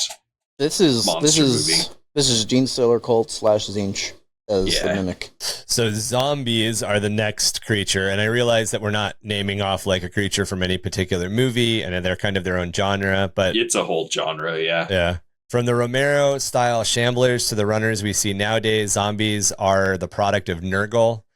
In The Walking Dead, as an example, everyone is already said to be infected. The virus just hasn't activated in everyone yet. And in most cases, if a zombie bites you, you become one. Or, there's a virus. There's almost always a virus or a mutagen involved with zombies becoming what they are. I think the only case where you could make arguments of zombies not being Nurgle are the rage virus zombies from 28 Days Later would definitely be Khorne, because in 28 Days Later, they're not necessarily dead. They're just infected with the rage Rabid. virus. They Right, actually, yeah. like in the comics and in 28 Weeks Later, they talk about how the reason they died out is because They they starved to don't, death. they starve to death and they don't drink water. Yeah. They Yeah, don't their drink water or eat food metabolisms the right way. their metabolisms burn out because they're not. Yeah, so they're definitely They're more berserker. product of Khorne. Yeah. And then I think that, and I realize this is a stretch because technically the Deadites aren't zombies. They're just dead things reanimated, whether they're skeletons or not. But the Deadites from Evil Dead are 100% Zechian. I am Even not. so, I still stand by that. I don't. Even though you said they're not zombies, they're just skeletons, I feel like that even makes it more Sneachian. But it still fits in the same category as zombies because it's Dude, reanimation of some kind. Deadites No. are totally Zechian. How Oh, are yeah, Deadites not 100%. Zechian? No, 100%. Deadites aren't zombies. I'm saying Oh, yeah. It's They're it's a demon host that can only take over a corpse, So- and not yeah, even so- that. They still take over the living. Here's a missing link between Deadites, reanimated skeleton things, and proper zombies Romero style. You've got the White Walkers from Game of Thrones. I don't know if I'd call I can They see do what you're reanimate saying. motherfuckers there. Because those are basically like Lich King Those are zombies. There's 3 types of So- zombies in the world. There's the pox, the infection zombies. There is the magic zombie, and then there is the medical. We are going to basically starve your brain of oxygen and make you susceptible zombie. We have, and each 3 can fall in different terms. When we're talking about the undead pox zombie, for sure Nurgle. When we're talking about magic zombies, totally Tzeentch. Tzeentch. Yeah. When we're talking about we're going to make someone basically be a 3rd grader, that's just Ogren. Wow. So if we're gonna give you tetracycline at the level that just makes you not function as a human and point you at things and tell you what to do, you're an Ogren. Yes. North Yeah. Dead Dog, confirmed zombie. That's pretty funny. But yeah, I think Deadites were difficult because I was like, where do they really fall? They're kind of zombies, but they're not really zombies. The rules Deadites are so are nonsensical and ever-changing, it makes them or Tzeentch. anything like that. They're Just possession. soldiers. yeah, they're like Jason and the Argonauts, but the scary version. Yeah. All right, so I next actually know up, people who played some of those guys. Nice. that's kind of cool. Yeah. So next up, we have Pinhead, who is 100% Slaanesh. This one is super obvious as the We have Cenobites so many are. things to show you. Yeah, they're legitimately sadomasochist demons that worship the untold depths of pleasure and pain. So I fucking love it. yeah, Especially and if I you read the actually even books. brought up a quote which Chuck said before I got to say it. So we have such shites to show you. Thank you, Sean Connery. Shites to show you. We have such shites to show you. To show you. I did not say Shelly unique. shells, she shells by the seashore. I And did not say unique New York enough times before we started. So, Marky, you And had an. Oh, I know sorry, you're go ahead. showing Pinhead, but the other Cannabanites, there's Cenobites? Cenobites. Again, I'm the one that butchers English because He I loves. think there's signs of strokes that are happening. I feel but, like he does it on purpose. There's these whole when you look at the group of them, they are specifically what a lot of artwork is for Slaanesh. Not just the pins in your head, but there's the one that's got like his eyeballs and his mouth peeled back. Isn't that just Lucius the Eternal at that point? Pretty much, but it's like, dude, like when you look at those, you're like, yeah, that's the artwork for Slaanesh, all right. Yep. Or a GIMP equivalent of Gwar. I mean, Quar is just Chaos Undivided. You're not wrong. A lot of Slaanesh, but definitely Undivided. So, Marky, you had another Slaanesh that you wanted to bring up. I did, but I totally forgot what it was. Was Son it of a species? It's probably species. It wasn't species, but that is the one that keeps coming back to. I'm like, that's not the one I was thinking of. Where do you But rank warm species bodies keeps in the coming Chaos Gods, Marky? Warm bodies. Oh my god.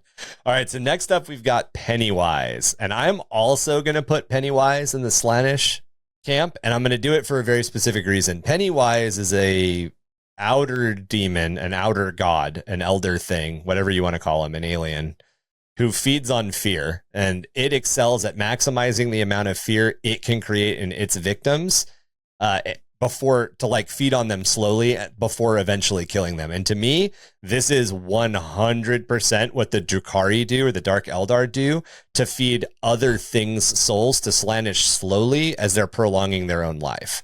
So to me, Pennywise is 100% Slaanesh. I think Yeah. he's actually our first multi-Chaos God person here. He's not just Slaanesh, he's Tzeentch. You'd He's undivide both. him. Means and methods, okay. Tzeentch, but endgame is Slaanesh. Slaanesh. It's to get a boner. Yeah, endgame Slaanesh because A horror, it's horror boner. Are you saying he's in the Tzeentch- excess of Plotting and He scheming. freaking drools Slaanesh when you're does put pissing a lot of yourself. scheming How and more stuff. Slaanesh can you be? No, I'm not saying he isn't Slaanesh. I'm saying I know. Like, then why are you trying to put words in my mouth? Yeah, it's kind of like Freddy, right? And so like Freddy, the means and methods is super Zinchi, right? He's It's all Freddy if Freddy psychological. He's Freddy. He's like early Freddy, where Freddy was more of a perv. Yeah, exactly. Wasn't he? Wait. You're telling me Pennywise is not a perv? No, I'm saying. Quit putting words in my mouth, Chuck.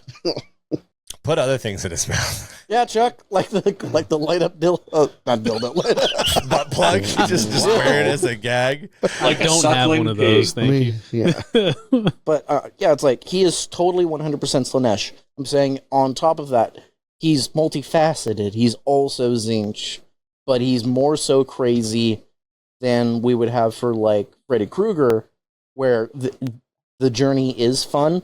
For here, the journey is great, but once I get to the destination, oh lord. I can see where you're coming from. Even like some of his powers, he's got some very Zinchian powers, but I kind of feel like a lot of these things do. Like as soon as you Cosmic deal with horrors like tend to have demons, that. yeah. All right. Speaking of cosmic horrors, The Thing. Yeah. Such a good fucking movie. And All even right, worse so sequels. Zinch, I would say it's actually a prequel. It's only through this movie that we realize the monsters we fear were the friends that we made along the way. So, question. Or it could have been your left arm. or or the left arm you made along the way. But seriously, The Thing is distilled essence of change. It has no shape of its own, and it can become whatever it wants and mimic anything that it comes into contact with. Question. Answer. You're talking the new Thing. What about the 1950s Thing? They don't talk about that. The new thing, the 1980s thing is relatively, what's the word called? Sincere, not sincere. Wow. It's a good retelling of the 1950s movie. Yes. And it's not sincere is not the word that I'm looking for. Faithful. It's a relatively faithful recreation of the movie. I thought At it was least the more hopeless concept-wise. ending. No, It is the more hopeless it's ending, a really but- good remake. Have you seen the black and white original one from the 50s? I think I'm thinking of the book. There's a lot of the expanded Thingverse is kind of weird. The comic book is a trip. But I'm talking about the original printed book in like the 30s. So I'm going to say the black and white one, Corn. Just because he's a carrot. Maybe. But I mean, like even then, it's all about He would weird actually change. just be a Xenos. Just be Xenos exactly. instead of Just be Chaos Xeno. God. You're right. Now, the prequel that you mentioned as a sequel is actually relatively good if you can find the version that doesn't have all the stupid CGI over the practical effects. So weird thing that I know about the 2011 Thing prequel, which is legitimately the Norwegian camp. The movie ends with the dog getting away, which is It's the beginning actually of really the clever. 81 film. It's a clever really tie-in. clever. But if you can find a cut of the film, which I've only seen a couple of times, you used to be able to find it online. I can't remember where, but that there's an original cut of the film before they put CGI over everything. It's better. And I know that sounds weird, but like they showed it to test audiences, and test audiences thought it didn't look realistic enough, so they put all the CGI over it, and then it Before bombed. it was finished. Before it was finished, and it bombed. And then the original cut got out, and people were like, "This is way better. Why didn't you release this?" They're like, you went too far. Yeah, it happens when studio heads get involved, and they shouldn't be involved. I thought this was a clip from the movie. This is a horrifying toy. I was going to say, it looks too shiny. It looks Yeah, ribbed for your displeasure. You can see the like toy joints. Oh, The, like yeah. collectible action figure joints in it. I'm like, that's somebody made this. That's a Todd McFarlane. Todd McFarlane. That's did got this. to be a Todd McFarlane. Todd McFarlane did It's this. a joy What are you toy. talking about? That's not Spawn. Look how it doesn't look in proportion, and like none of the joints would work. It's totally Todd. Anyway, I'm not commenting about the horrible 40k Todd McFarlane toys that were completely destroyed when the Joy Toy versions came out and are way better scale wise. I'm still I don't waiting for remember the which ones the are Joy which, Toy but I've Knights. seen some of them, and they're way better than other ones that I've The seen. ones that so- are really good scale are the Joy Toy ones. The ones that were made by Todd Mhm. McFarlane are the ones that look fucking weird. the ones that look like Buzz Lightyear. Yeah, they look Okay. fucking strange. Hey, man, you All got right. a friend in me. Speaking of, you've got a friend in me. You're welcome. Really? The Xenomorph. And we're just going straight Xeno species. I tried really hard to put these guys under a god, and they don't fit anywhere. No, And it's end of literally in their name, Yeah. Xeno. Yeah. straight equals Xeno equals Xeno. Xenomorph. Yeah. And like they thought could it was an either be their Animorph. own, they could either be an Animorph. I just got Oh my one God. question, Ryan. How do I get out of this chicken shit outfit? I'm sorry, you're stuck, brother. Look into my eyes. So the only thing I can say about the xenomorphs is I could definitely see them existing somewhere in the 40k universe. They just haven't been come across yet. Or maybe they're like some super weird offshoot of a long lost Tyranid hive fleet. It'd be weird because I don't think they really fit into Tyranid morphology very well, but No, the reproduction method and everything doesn't fit with Tyranids. Doesn't it fit with Gene Stealer cult though? You assume I it read? kind of and kind of not. Like I mean, the Gene Stealer, like the Gene Killing, Stealer itself, killing with the with people to stabby. make the new one is kind of counterproductive. Yeah, I don't have a giant birther alien. So, like, yeah, I think the way that it kind of gets down, here's the way that it breaks down. The xenomorph definitely inspired Gene Stealers, like 100%. It's the Yes. inspiration for Gene Stealers. However, I don't think you can devolve Gene Stealers to the point of being a xenomorph, if that makes any sense. I think Gene Stealers are close but different. So, first off, the normal xenomorph is a soldier and cannot impregnate. You have to be impregnated by facehuggers that are laid Right. by the queen. So there's a completely different hive hierarchy with the xenomorphs than there are from Gene Stealers or from the Tyranids. I can definitely see that like they would be connected. Like you would say these are definitely you could clearly divergents of draw the the same line. species, but Yeah. but they're not. I wouldn't just flat out make them Gene Stealers, if that makes any sense. Ryan, What? as we Into it. talked about aliens, Okay. where do predators fit on this? Predators would be in the same boat. Predators would just Xenomorph. be Crew. some sort of Xenos that exists out in the Xenos Maybe universe. some, Evolutionary some, species. some kind of Xenos that the Inquisition would go, these motherfuckers need to fucking die now. Yeah, No, and I wouldn't even These really consider motherfuckers need Predator horror. sanctioning. Yeah, I I don't would. know. Yeah, I don't know, Predators the also. second half of Predator is pretty horror. I would Oh, definitely no. take it at the most a thriller, Yeah. but it's definitely an action movie. I didn't see Michael Jackson in it. The second one is Dylan, more you thriller. son of a bitch. Or like Does the more CIA scary. have you pushing too many pencils? All right, that's where I put Predator.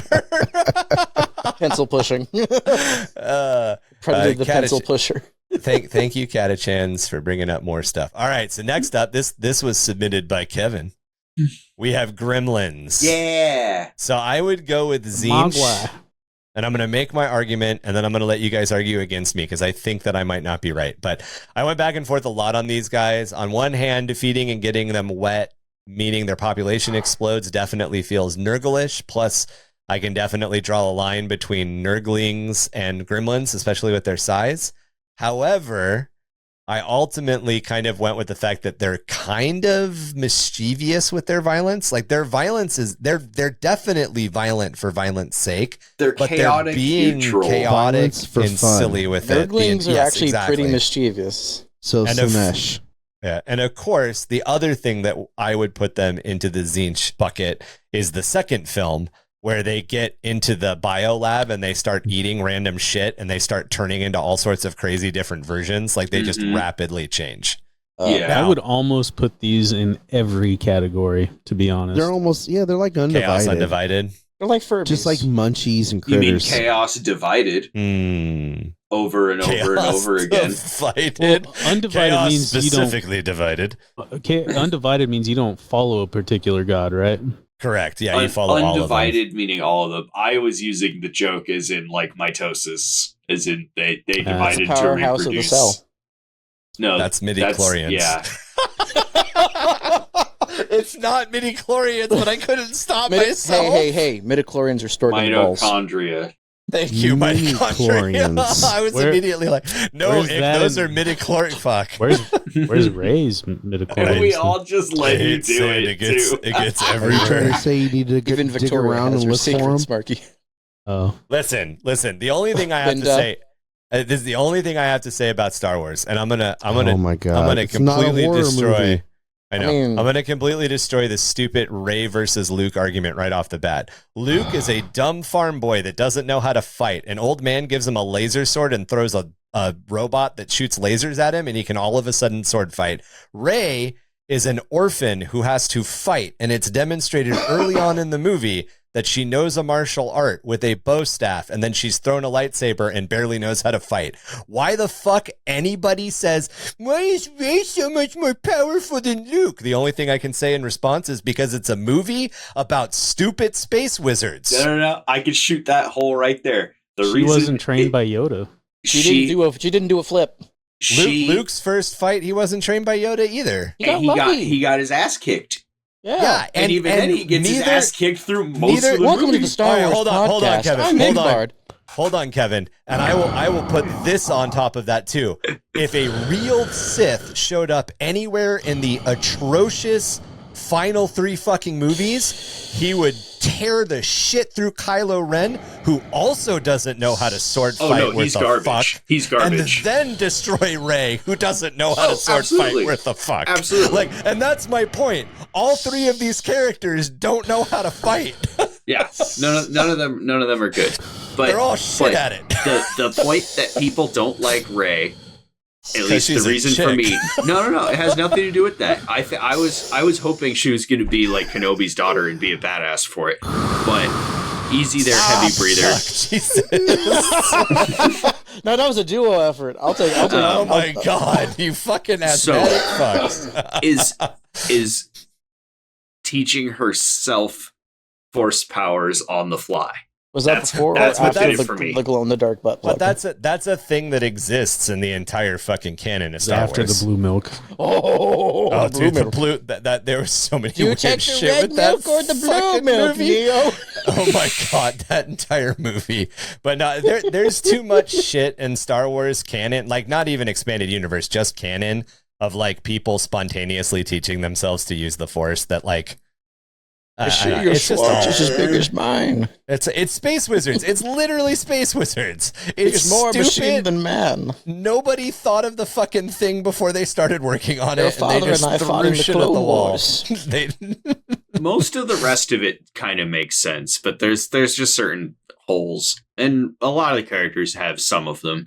But that's the one It's that I fine noticed in dining. hers. Use the fork, Luke. I mean, she's Palpatine's kid, so of course she knows all No, of she the said she's Sidious powers Skywalker or at the whatever. end. Yeah, because anyway, the Manifested it. movies were The written movies are poorly. fucking horrible because Yeah, the did writer wrote a horrible story shit arc and other with- So anyways, more on the Cool Great Wall of characters. China. So, the leprechaun. I'm the leprechaun. I did not put The Wall with Matt Damon on this list, even though that is a horrible movie. Oh yeah, I never saw that movie. I kind of wanted to because I know it's terrible, but I watched it on the flight to or from China. And, anyway, it's one of those movies. That is in bad taste. It was made by a Chinese production company to appeal to Chinese people. Anyway, it's a weird fucking... Oh, yeah. Did it work? It came out of that, like, 2018, 2019 era. I'm going to touch your shoes, Jennifer Aniston. Oh, my God, dude. I totally forgot she was the chick of the movie. All right. So there are no friends here, bitch. So Leprechaun, and I know Marky, you have a different the top movie on this list. Really loves this movie and owns it's Rugen. all of them. Yep. Oh my god, they're all. They get worse. They literally get no, worse. The remake in like 2015 is worse. No, it was good. Leprechaun in the Hood is a certified classic. Leprechaun in the Hood. We're gonna get you good. I like the Leprechaun movies for what they are, but they are not good films. Pass me the weed pipe, Sonny. It's like I think Kevin has brought up the further Starship Troopers movies in the past, and again, there's more Starship Trooper movies. Oh yeah, there's like 10 of them. They're good. No, I'm sorry. I like them. They're fucking horrible. 2 is bad. 2 is you're psychic now because you're pregnant. The movie. Yeah. I mean, like we were just bitching about that instead. We were just bitching about shitty. We were just bitching about shitty writing in Star Wars. Hey man, they found religion in 3, so that's based. Leprechaun. All right.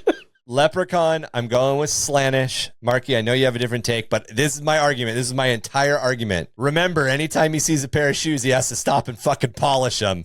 And his And greed. holy shit, is he addicted to gold? That's it. Yep. That's my entire argument for him being Slanish. He's Is greed. shoes and gold. I yield I the think it's floor. another one of those like Multifaceted. ones where like means and methods, He's the coin to Zinch, Pennywise. but end game or the way that he works He's is very having it. Slaanesh, right? Yeah, I'm gonna agree with the Slanesh because he's very he enjoys it an awful lot. I think it's all his trickery is born from avarice, which is why it's Slaanesh. But Yeah, definitely, like he's the coin to Pennywise. Right. There's The very other much that side. second god. Yeah. Speaking of gold, the coin. But at the same time, I think the shoes thing is what really like solidifies Yeah. it as He being loves more Slanish than shoes. anything. Like he has to polish shoes, and that just seems like a Slanish. Like this has to be perfect. I can't move on It's an unless this is obsession. I perfect. have- Because he's trying to see those toes. I have one big thing about the leprechaun that what puts he's it more in the polishing Zinch sandals. category. His Okay. rules are arbitrary as fuck because, And they constantly mythology. change. and they constantly change because mythology is a bitch. Yeah. Like the whole fact that like the dude accidentally swallows a coin and that's the like it's just fucking weird. And the fact that he can't touch iron sometimes, but sometimes he can. Or when he goes into space, he makes your pee-pee explode. I can actually explain the iron one. I know that one In, is fairies. in traditional fairy folklore, it's cold iron, not iron. Cold iron, yes. So if it was cold forged, it'll hurt them, but if it was hot forged, it won't. Everyone who which plays is weird. 3.5 D&D, Fae, you hit the Fae with a cold iron, nightstick, and they go night-night Wow. forever. The cold iron nightstick. You hit All right, anyone with a guys. cold iron nightstick, they go night-night. Is there any horror films that you want to bring up at this point that didn't make the list? I know we mentioned Cabin in the Woods. Cabin in the Woods doesn't really have like a monster though. Like it's a The concept. monster is the human. The monster was the friends we made along the way. No, that was the thing. Anybody? There's I don't know if any of you've seen it. I think it's Into the Tall Grass. Yes, that's a fucking weird movie. That's a good. That's that is a very like there's a cult of Zinch doing shit to people movie. Yes, that one is very. Yeah, I like that one. And obviously like Signs, it's about alien invasion, so it'd be Xenos. No, it's like about there's Jesus and all his plans, therefore Zinch. Blair Witch. But where would I actually struggled with Blair. I almost put Blair Witch on the list, but what Blair Witch isn't really about the monster. It's about The enemies we made along the way. I really don't want to say it again, but it's really about like I mean it is about the monster, but Blair Witch focuses so much on not being about the monster that even though the monster is the reason that people are disappearing and dying, it's really hard to figure out what the Blair Witch's like Maybe modus it's the whole- operandi is. It's the whole thing like Pennywise just sucking in that fear. Yeah, yeah, I could see that. I wouldn't say that the Blair Witch feels like a Slaanesh-y movie. I would actually say that the Blair Witch kind of feels more like a Zinchian movie. Saw, if you want to count that as a horror movie. I was That's wondering very if Saw, but I was thinking Slaanesh. Saw. Cornesh, it's I was the- thinking the Zinch. desire and the desire God of damn. changing people. Yeah. Yeah, Saw's got a little bit of everybody in there. Human Centipede, Nurgle. Undivided. Fuck Human Centipede. I love how he just tried. Human Centipede, Nurgle. We're not even going to talk about it. We We're don't done. even need to discuss I moving mean, I on. said Why? I said the name. Where would you? What god would we for the? So let's hit with more recent movie. Get Out. What would we say Get Out would be? What god would that fall under? Because that's a lot of mind fuckery going on. I haven't seen it. I would say that's Zinch because they're basically If like you hollowing have- out I people. was going to say, if you haven't seen it, isn't it basically just Stepford Wives 2020 edition? No. No? Oh, okay. So if you haven't seen the film Get Out, you should see the film Get Out. But the Okay. film If you haven't seen the basically film, Get Out. yeah, the film basically centers around like ideas of like immortality and stuff. That's all I'm saying. Go Okay, watch that's the fine. film. I- Watch the film. I thought it was The Stepford Descent. Wives What shit, would we say? but- The Descent. Corn. 100% corn. Oh fuck, that's a good one. I almost put the Descent on here. But with the human cast, I would say like the treachery, like the main character and that. Oh yeah, if you're gonna go for the humans, like totally different. But the Jules Verne characters that they renamed, like, I think they're like eaters, or they gave them Yeah. a dumb name. but they're definitely Morlocks from Jules Verne. Those are definitely corn creatures, especially like when that chick like falls down, she like slides down into that fucking like pile of bones, of human fucking bones. Totally corn vibes. Would Final Destination be like just Zinch on crack? Yeah. Oh, absolutely. Yeah, Zinch trying to balance the books again. Yep. What about Poltergeist? That's a good one, because we don't have a direct god, but there's a lot of possession, which has a lot of chaos ties. Ooh. That would be mostly just like Undivided. I think you get Nurgle and Zinch and Slaanesh in Poltergeist. I think the only god we don't have is Khorn. I don't know. When she says, your mother sucks dicks in hell, I think that's a very Khorn thing to say. That's the Exorcist. Oh, that's the Exorcist. Very aggro. That's the Exorcist. That's Linda Blair in The Exorcist. Mm-hmm. Got you. The Poltergeist is when the little girl's looking at the static TV with the snow and goes, "They're here." Got it. Yeah. That's me crossing the streams. Yeah, and then the mom gets all excited. Cross the streams. Look what happens. Well, you can cross the streams if you're peeing over a bonfire. Oh my good God. What about have you guys watched the original House of Wax? No. House of Wax. That would probably be Slaanesh. You're making art out of it's murder. perfection. It's perfect. Yeah, art out of murder art and out of perfection. murder. It's a very simplified Slaanesh, but Slaanesh nonetheless. I mean, Paris Hilton in the remake gets a pipe through her head. It's true. You know, I'm sure that's not the only movie where that happens. I'm sure it's not the only pipe through her head. I'm sure it didn't. And I'm cross sure her anybody head is making not the only films. places. What would we say Invasion of the Body Snatchers would be? Invasion of the Bodies. Nurgle. The Blob in Invasions of the Body Snatcher, I definitely think would be Nurgle. The Blob almost made it here as on par with the Thing, but I was like, the Thing and the Blob aren't really the same. They're kind of different, and I didn't know. They're totally different. But the they Blob came out like around the beats you same with time. The So Blob side eats you note, with the Blob- acid and all that shit. Yeah, the Blob is a Side slow note on, digestion. And then what was the other one? I just blanked on the name. Side note on the Paris Hilton House of Wax. So my oldest child had a big thing about horror movies, so I was taking her to all of them when they would come out, and that was one of them. I'd never seen a movie theater clap and laugh so hard at that scene. With the pipe through her head.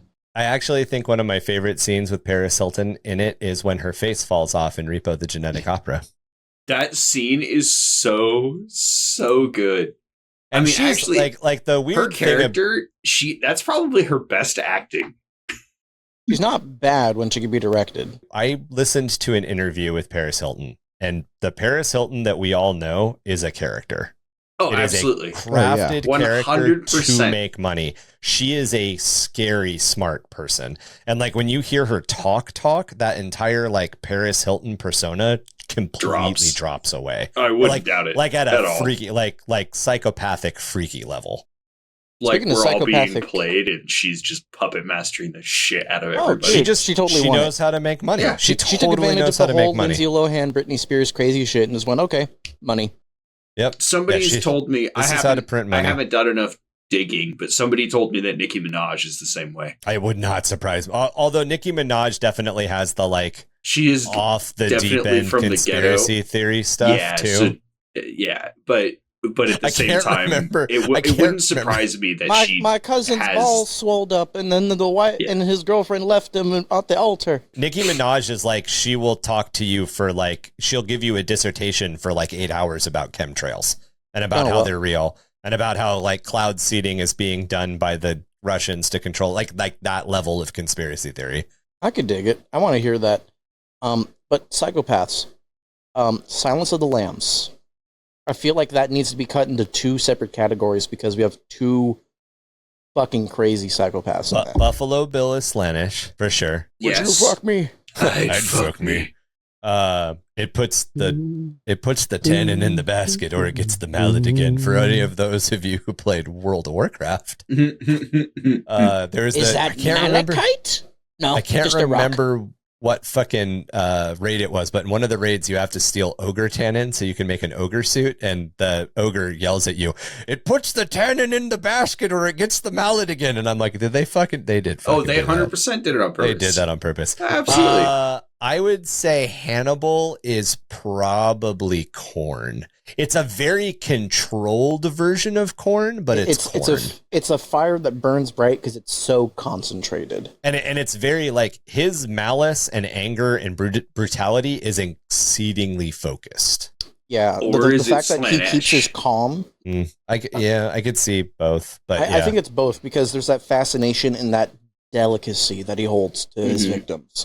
Granted, but I don't pleasure in I don't eating. think and wearing faces. I don't think and the conquer of somebody that he thinks is that thinks that they're better than him. Yeah. so. Taking the entire canon is one. Looking at the Lamaverse, if we will. Can we get a shirt with that? Right. I think a lot of the things that Lecter does have way more to do with making the other person be uncomfortable and be brutalized than it has to do with his own pleasure. I don't think he makes a lot of those decisions for his own pleasure. I think he makes them to fuck with be the other brutal person. and fuck with the other person. So more Sneech? I don't. More I would. Zinch, yeah. That's a good one. I really don't He's remember the second undivided. movie No, much because I thought would it say was bad and I he's fell just asleep. undivided. Yeah, the movie did not Go do rewatch justice. You know what it Go is? rewatch it. Hannibal is Be'lakor. You know what? Is Be'lakor? If Hannibal is Be'lakor, wait. So if Hannibal is Be'lakor, who does Hannibal always fuck over in the Lamboverse? Everybody. I It's was the going to say FBI everybody, agent. and that's Okay. why it Clary- makes sense. It's, Like- it's the Clarice FBI over and agent over that again, was chasing him. And then Yeah, Clarice. then that's Vashtor. Tell me, Vashtor, do you hear them? Do you hear the lambs? I'm sorry. Do you hear the Do you hear Imperial the electric screaming? sheep? Do you hear the electric sheep? And Do they dream, bitch? Philip K. Dick is like, why are you pulling me into this right now? I'm too high to deal with this shit. Man, I hate All being right. in the Lamboverse. So speaking of short stories, because it's our spooky season, because we are reveling in all things horror, we got a short horror story submitted by one of our Patreons. So Mullins sent us a short story that we're going to use to close out our episode with. You guys ready? Yeah.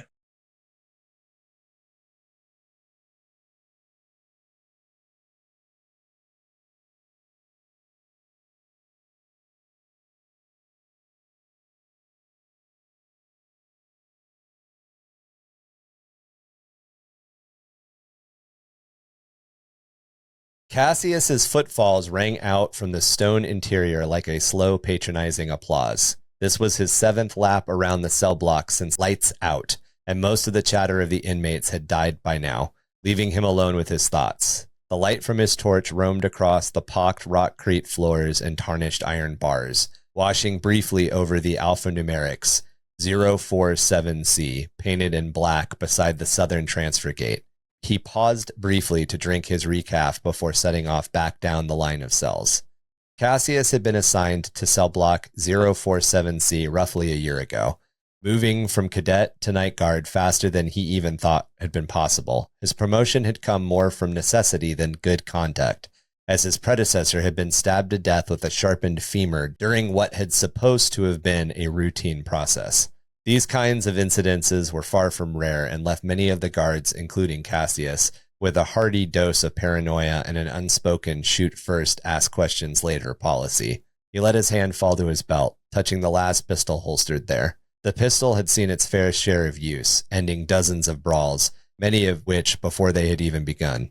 It had been a couple of weeks since he had last used it, and it sat maintained in its holster waiting for an excuse. He continued on his patrol, shining the light across the floors and beds of convicts as he passed. His block had all manner of freaks and criminals, from the many-limbed mutants to scarred and deformed gangers to the occasional baby-faced youth, probably caught trying to get his fix of sump spice off the wrong ganger. Recently, the prison had seen a boom of mutants, especially after the attempted worker revolt on Olrax. After the PDF had regained control of the major cities, the planetary government supplied the prison with hundreds of fresh bodies, all of which held some form of bodily mutation or deformity. Most of the guards chalked it up to the rad crystals in the Urlax mines, but the severity and uniformity of the mutation still drew Cassius's eye.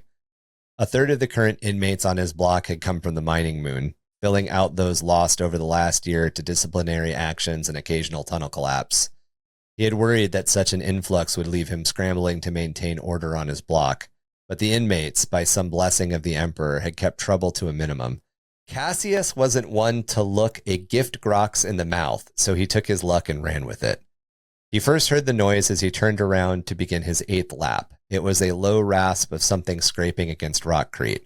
For all he knew, the sound was a convict's footsteps scraping as he stood to take a leak. But this thought did not stop Cassius from subtly angling his path towards the noise. His paranoia became justified when a crash echoed from the cell, like a loud thunderclap in the silence of the block. The sound was dense, like throwing a rucksack down a flight of stairs. His brisk walk evolved into a jog, carrying him the rest of the way to the front of the cell. His torch scanned the dark interior, falling upon the body of a convict slumped against the rear wall of the cell. Cassius let out a low curse, instinctively reaching for the last pistol on his belt before correcting himself and grasping the Vox receiver next to it. His call for immediate backup was met with the thunder of running boots and the eventual arrival of 3 more guards from neighboring cell blocks. All 3 held weapons ready, 2 with las pistols like his own, and the 3rd holding a modified shotgun and a breacher shield. They covered him as he unlocked the door, sliding it wide enough for each guard to enter in single file. The alive occupant stood in the corner of his cell, hands raised above his head, begging for his life through teeth that chattered with fear. "Quiet!" snapped Cassius, his annoyance battering the shaking man further into his corner. Acid burned in his throat as he examined the corpse on the ground. The body sat upright with its back propped against the rear wall. Its chest had been torn asunder, laying splayed open from the clavicle to hip, with a mess of pulped flesh, bone, and blood spilling from it. Most of the convict's organs were noticeably missing, leaving the chest a hollow and gaping hole. The pool of blood stretched from the corpse to halfway across the cell floor, with blood splattered on bits of flesh stuck to the ceiling and walls. One of the things that caught Cassius's eye was 2 streaks of blood on the floor in the direction of the cell door. They did not continue outside, seeming to stop in place. He looked upon his backup and saw his pale, confused face reflected in theirs. Cassius wheeled upon the cowering man in the corner, who raised his hands to his face as if to fend off a fresh volley of attacks. "What happened? What did you do?" he demanded through clenched teeth. The last pistol in his hand was cold, and he was completely unaware he had even drawn it until he raised it toward the remaining convict. He felt a warm hand on his shoulder, and he turned to see one of the guards standing behind him. The guard was a stocky old man with short salt and pepper hair and a face framed by 3 long scars. "I don't think it was him," the old man croaked around a throat full of sand. "He would be painted in the man's blood if it was him. And those wounds, whatever inflicted them was a blade, maybe even serrated." Cassius lowered the lad's pistol and turned towards the guards. "If he didn't, point to who did," he spat. "I've been walking the block all night. I would have heard this." He gestured towards the body. He turned once more to the body, confusion and anger dancing across his fingers.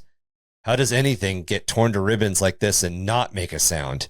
He points again, this time to the corpse's neck. "His throat wasn't even cut. And these wounds, I've never seen anything." Cassius trailed off, his eyes dancing across the wounds and cavity of the man once more. Then, all at once, he takes an uncertain step backwards from the corpse, his eyes filling with a new fear. Something clicked in his brain, and he sought to banish the line of thinking before it drove him insane. Shakingly, he rose the last pistol in his left hand toward the corner of the room and fired without looking. The bolt of energy caught the remaining convict under the left eye, and his body slumped to the floor without protest. The 3 guards jumped at the weapon's sudden discharge, and when he turned to address them, they looked at him with uncertain and cautious eyes. "This was a violent homicide," Cassius said in a monotone, looking past the guards into the darkness of the cell block. The convict tore the man apart with his bare hands. "I will file the report in the morning and have a small group of convicts clean it out before any more prisoners are processed for 047C. Oof. You may return to your posts." That's dark. Before the other guards could reply, Cassius stepped out of the blood-soaked cell, pausing outside so the others could exit before he shut and locked the gate. He did not look them in the eyes. He would not let them see the fear in them. He tried to banish the thought of the corpse and what it could mean, but it clawed its way into the forefront of his mind at every opportunity. No matter how hard he tried to explain it or deny it, deep down he knew it was true. Something had eaten its way out of the man. Cassius was There's something happening here. Cassius was on edge before he even begun the next night's patrol. His eyes kept looking at the cell from the night before, now cleaned of gore and ready for its new occupants. In the shadows of the cell, he could sometimes see shapes lurking, watching, waiting for him. No matter how many times he checked the cell, the feeling never quite left him. He was so deep in thought that when the call for lights out rang across the blocks, he jumped as if poked by some malevolent force. The pace he picked tonight was a brisk one, scanning every shadow, every crevasse, every vent for signs of tampering or movement. Every check came back with no results. Degree by degree, he felt the tension in his shoulders leaving him, and he slowed his pace to match his usual one. He convinced himself that the events of last night just spooked him. Being jacked up on recaf and with a full cell block to wander in the dark could do things to the mind. By his 15th lap, he felt himself again. His 16th lap was when the Vox crackled to life. Listening, he heard panicked reports of an all-out riot across cell block 037B and our quest for immediate backup. Thoughts of last night's events streaked across his brain like lightning, and he shook his head to banish them. He would not let his brain get the best of him tonight. Riots and brawls were a common occurrence. He would meet with the others and reinforce 037B in case the riot spread across the prison. As he turned to move in the direction of the south transfer gate, he stopped in his tracks as his torch illuminated the form looming before him. Its chitinous plates glistened wetly in the light of his torch. Colors of gray, blue, orange, and black shone like polished rock. Its form was bipedal, with four-bladed limbs extending from its upper torso, two of which were shaped like the size of an angry world. 6 predatory eyes affixed him with their gaze, and he felt his consciousness begin to slip away. Cassius couldn't move, even when the creature's tentacles wrapped themselves around his arm and chest. All he could do was watch from afar as from deep within its maw, something ungodly shot out and buried itself in his neck. This is when he fully fell into darkness. He thought he had died. When it was all said and done, he wished he had. When the call for lights out rang across cell block 047C, Cassius began his first lap like he did any other night. His light scanned the darkness for any signs of movement, but he found none and continued on. At the start of the third lap, he felt the warden join him as he walked down the line of cells, his footsteps mirroring those of Cassius. Cassius gave this no thought, as this was not the first time in recent memory the warden had joined him in his rounds. The warden had taken a liking to him and hung around to talk and walk with Cassius during his long and boring patrols. He liked the warden's presence, as when he was near, Cassius felt a warmth flow over him like the heat of a fire. As he began the fourth lap, he could see faces and figures standing behind many of the cell doors. Many stared at Cassius and the warden with transfixed awe on their faces. Others knelt in prayer upon the rockcrete floor, their hands clasped as they called for blessings and salvation. Many cell doors sat empty of their occupants, and Cassius felt a stab of annoyance toward those that he could not quite explain. On their fifth lap, the warden gestured for them to stop in front of one of the empty cell doors. Cassius could hear the snoring of multiple inmates echoing from deep within, like the howls of many tormented beasts. Without a word from either of them, Cassius slid his key into the cell's door lock and threw it open as the warden walked through. The alien form ducked to fit through the doorway, sliding against the rock creak with a low rasp. From within, Cassius could hear the snoring turn briefly to muffled screams, then deafening silence as the warden did its work. Cassius waited outside patiently for the warden to exit before locking the cell door behind them and continuing on their walk. This continued for hours as the warden tended to his business and Cassius to his own. There were many hours before dawn, countless laps to make, untold miles to walk, and much work to be done. I ship them. You're shipping Cassius and the warden? Yes, it's totally a wholesome, healthy relationship. It's totally not a brood lord. And I knew that he was going for horror at the beginning, and lots of atmosphere with like a creepy cell block and all of that shit. But like when the reality of, oh fuck, this is a gene stealer cult thing hits, I was like, and it doesn't. For me, it didn't really hit until he was like, and the warden joined him, and I'm like, oh fuck. Like, yeah, it didn't get me until the very end, and I'm like, oh, I had no fucking clue. Hans, are these the bad guys? Hans, are we stealing the genes? The bad guys? Yeah. Are these the gene stealers? These prisoners only wear corduroys; they shall die. It must be a Death Watch thing for me, dude. Because right when you said like, yeah, something came out of him, I was like, oh, it's a gene stealer. Well, yes, I'm like, yes, thinking like a space marine flare. I'm like, something came out of him. It's gotta be some kind of Xenos. And then when they're like, I was expecting Xenos horror. I was not expecting Gene Stealer. I was not expecting us to be the summoning Gene out of Stealers. cultists. That's what They- got me. the new prisoners cultists come do it too. from the mining colony on the moon, and they're all heavily mutated, but the same. Have you Well, guys seen yes, the yeah, Hammer that and too. Bolter episode with the Gene Stealer cult? Oh, that shit's Did you baller. finally Yeah. see it? Did you finally see it? Remember when I told you that same when, exact when they do same the exact pose? thing, dude. The Same pose exact is thing.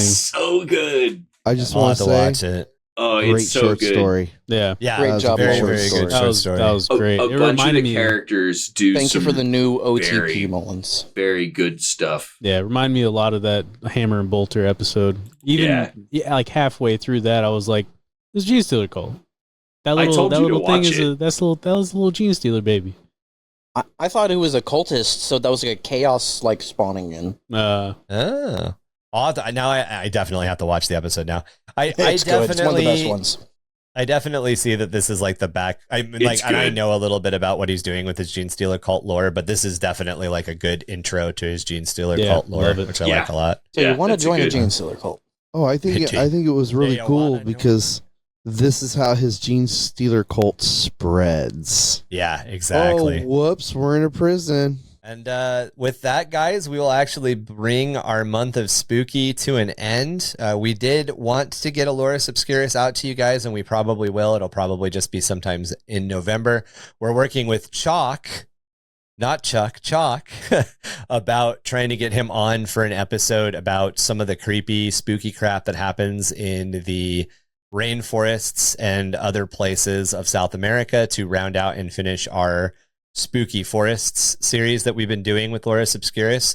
Rainforest Cafe is always a scary place to go to. It's definitely a scary thing. We're also looking for, I'm writing another Loris Obscurus file, but for those of you who are listeners, for those of you who would like to join us on Discord and get a little bit more information, we have a format for writing your own Loris Obscurus documents, entries. It's a little bit like the SCP, but it's very specific to this little corner of the Carcosan sector. So if you want to talk to us about that, or if you have some ideas, we also have our first faction breakdown for the Warhammer Old World coming to you, and that's going to be the Skaven. And because we're doing a faction breakdown and we didn't want to split it up with several episodes of the Horus Heresy kind of interspersed into it, you're actually going to get episode 1, 2, and 3 of Skaven in a row. So that'll be probably November. November will be the month of Skaven, and hopefully we'll be able to finish up November with the Loris Obscurus.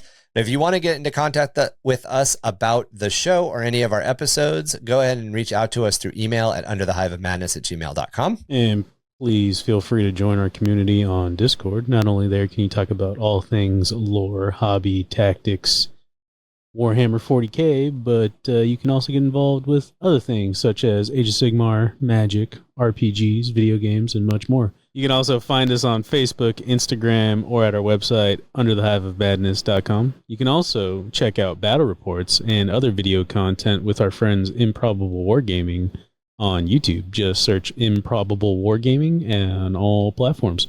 Spelling and links are in the show notes. Ickbard, if people would like to interface with you, how can they find you on different social networks? I cannot interface with people I am happily engaged. But if they want to reach out and hang out with me and see all the cool stuff that I do, I am part of a YouTube group called Objective Insecure. We're wrapping up our medical break. Wilsonius has had several spine surgeries, and he is now able to finally stand, being around me.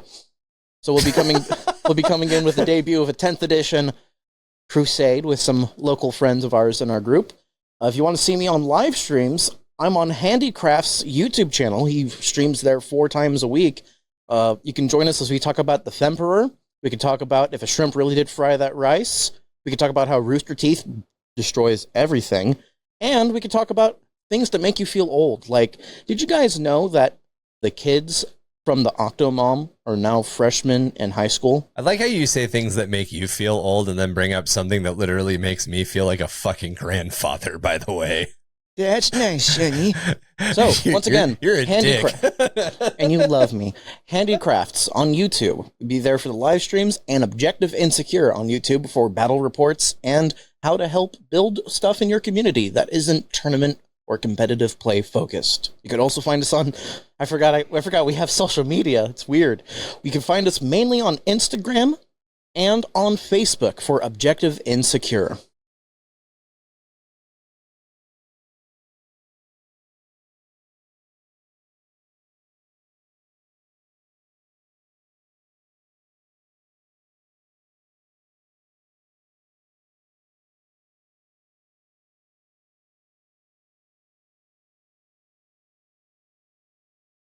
Help the podcast grow by liking and reviewing us wherever you get your podcast fix. Our home is Spotify, but you can also find us on Apple, Google, Audible, and many, many more. Support us on Patreon at www.patreon.com/Under the Hive of Madness. All Patreon members get access to video podcasts with minimal editing, so you can see our beautiful faces. For $3, $6, or $9. And hear all of our amazing blenders. Plus, today, there's like a whole extra fucking hour of content for you guys. All Patreon levels also get access to our quarterly painting contests. Plus, we have perks at higher levels, so go on over and check that out. And the Glacial Marauders take the win, capturing a season record 12 skulls. Iron Grok's absolutely splattering the Zerker's flanker, Roddy Rash. Not an injury you can walk away from. We'll see if the Ripper Docs can piece him back together. Glacial Marauders Arena, sponsored by Devil's Comet Amasec, made with the purest of Comet water. Comet, get it. Working hard to be everything the Arbites warned you about, all while shattering whatever's left of the piece. We are 665.66 UHMR Chemrat Radio, reminding all of you Chemrats, Hive Mice, and some ghoulies to keep those dials fixed right here. Same ratty frequency for a dose of the same ratty-ass attitude. Spay and neuter your squiglins. In the Underhive's depths, where the shadow run deep, the four-armed emperors in their silent hutch keep, with claws poised to strike and eyes filled with dread. Stay close to the hearth, child, or you will wish you were dead. They slither and slink, through the tunnels they creep. Innocence they steal, while the city's asleep. So stay in your beds, with the covers pulled tight, for the four-armed emperors haunt the darkest of night. And read a book. Motherfuckers. Read a motherfucking book.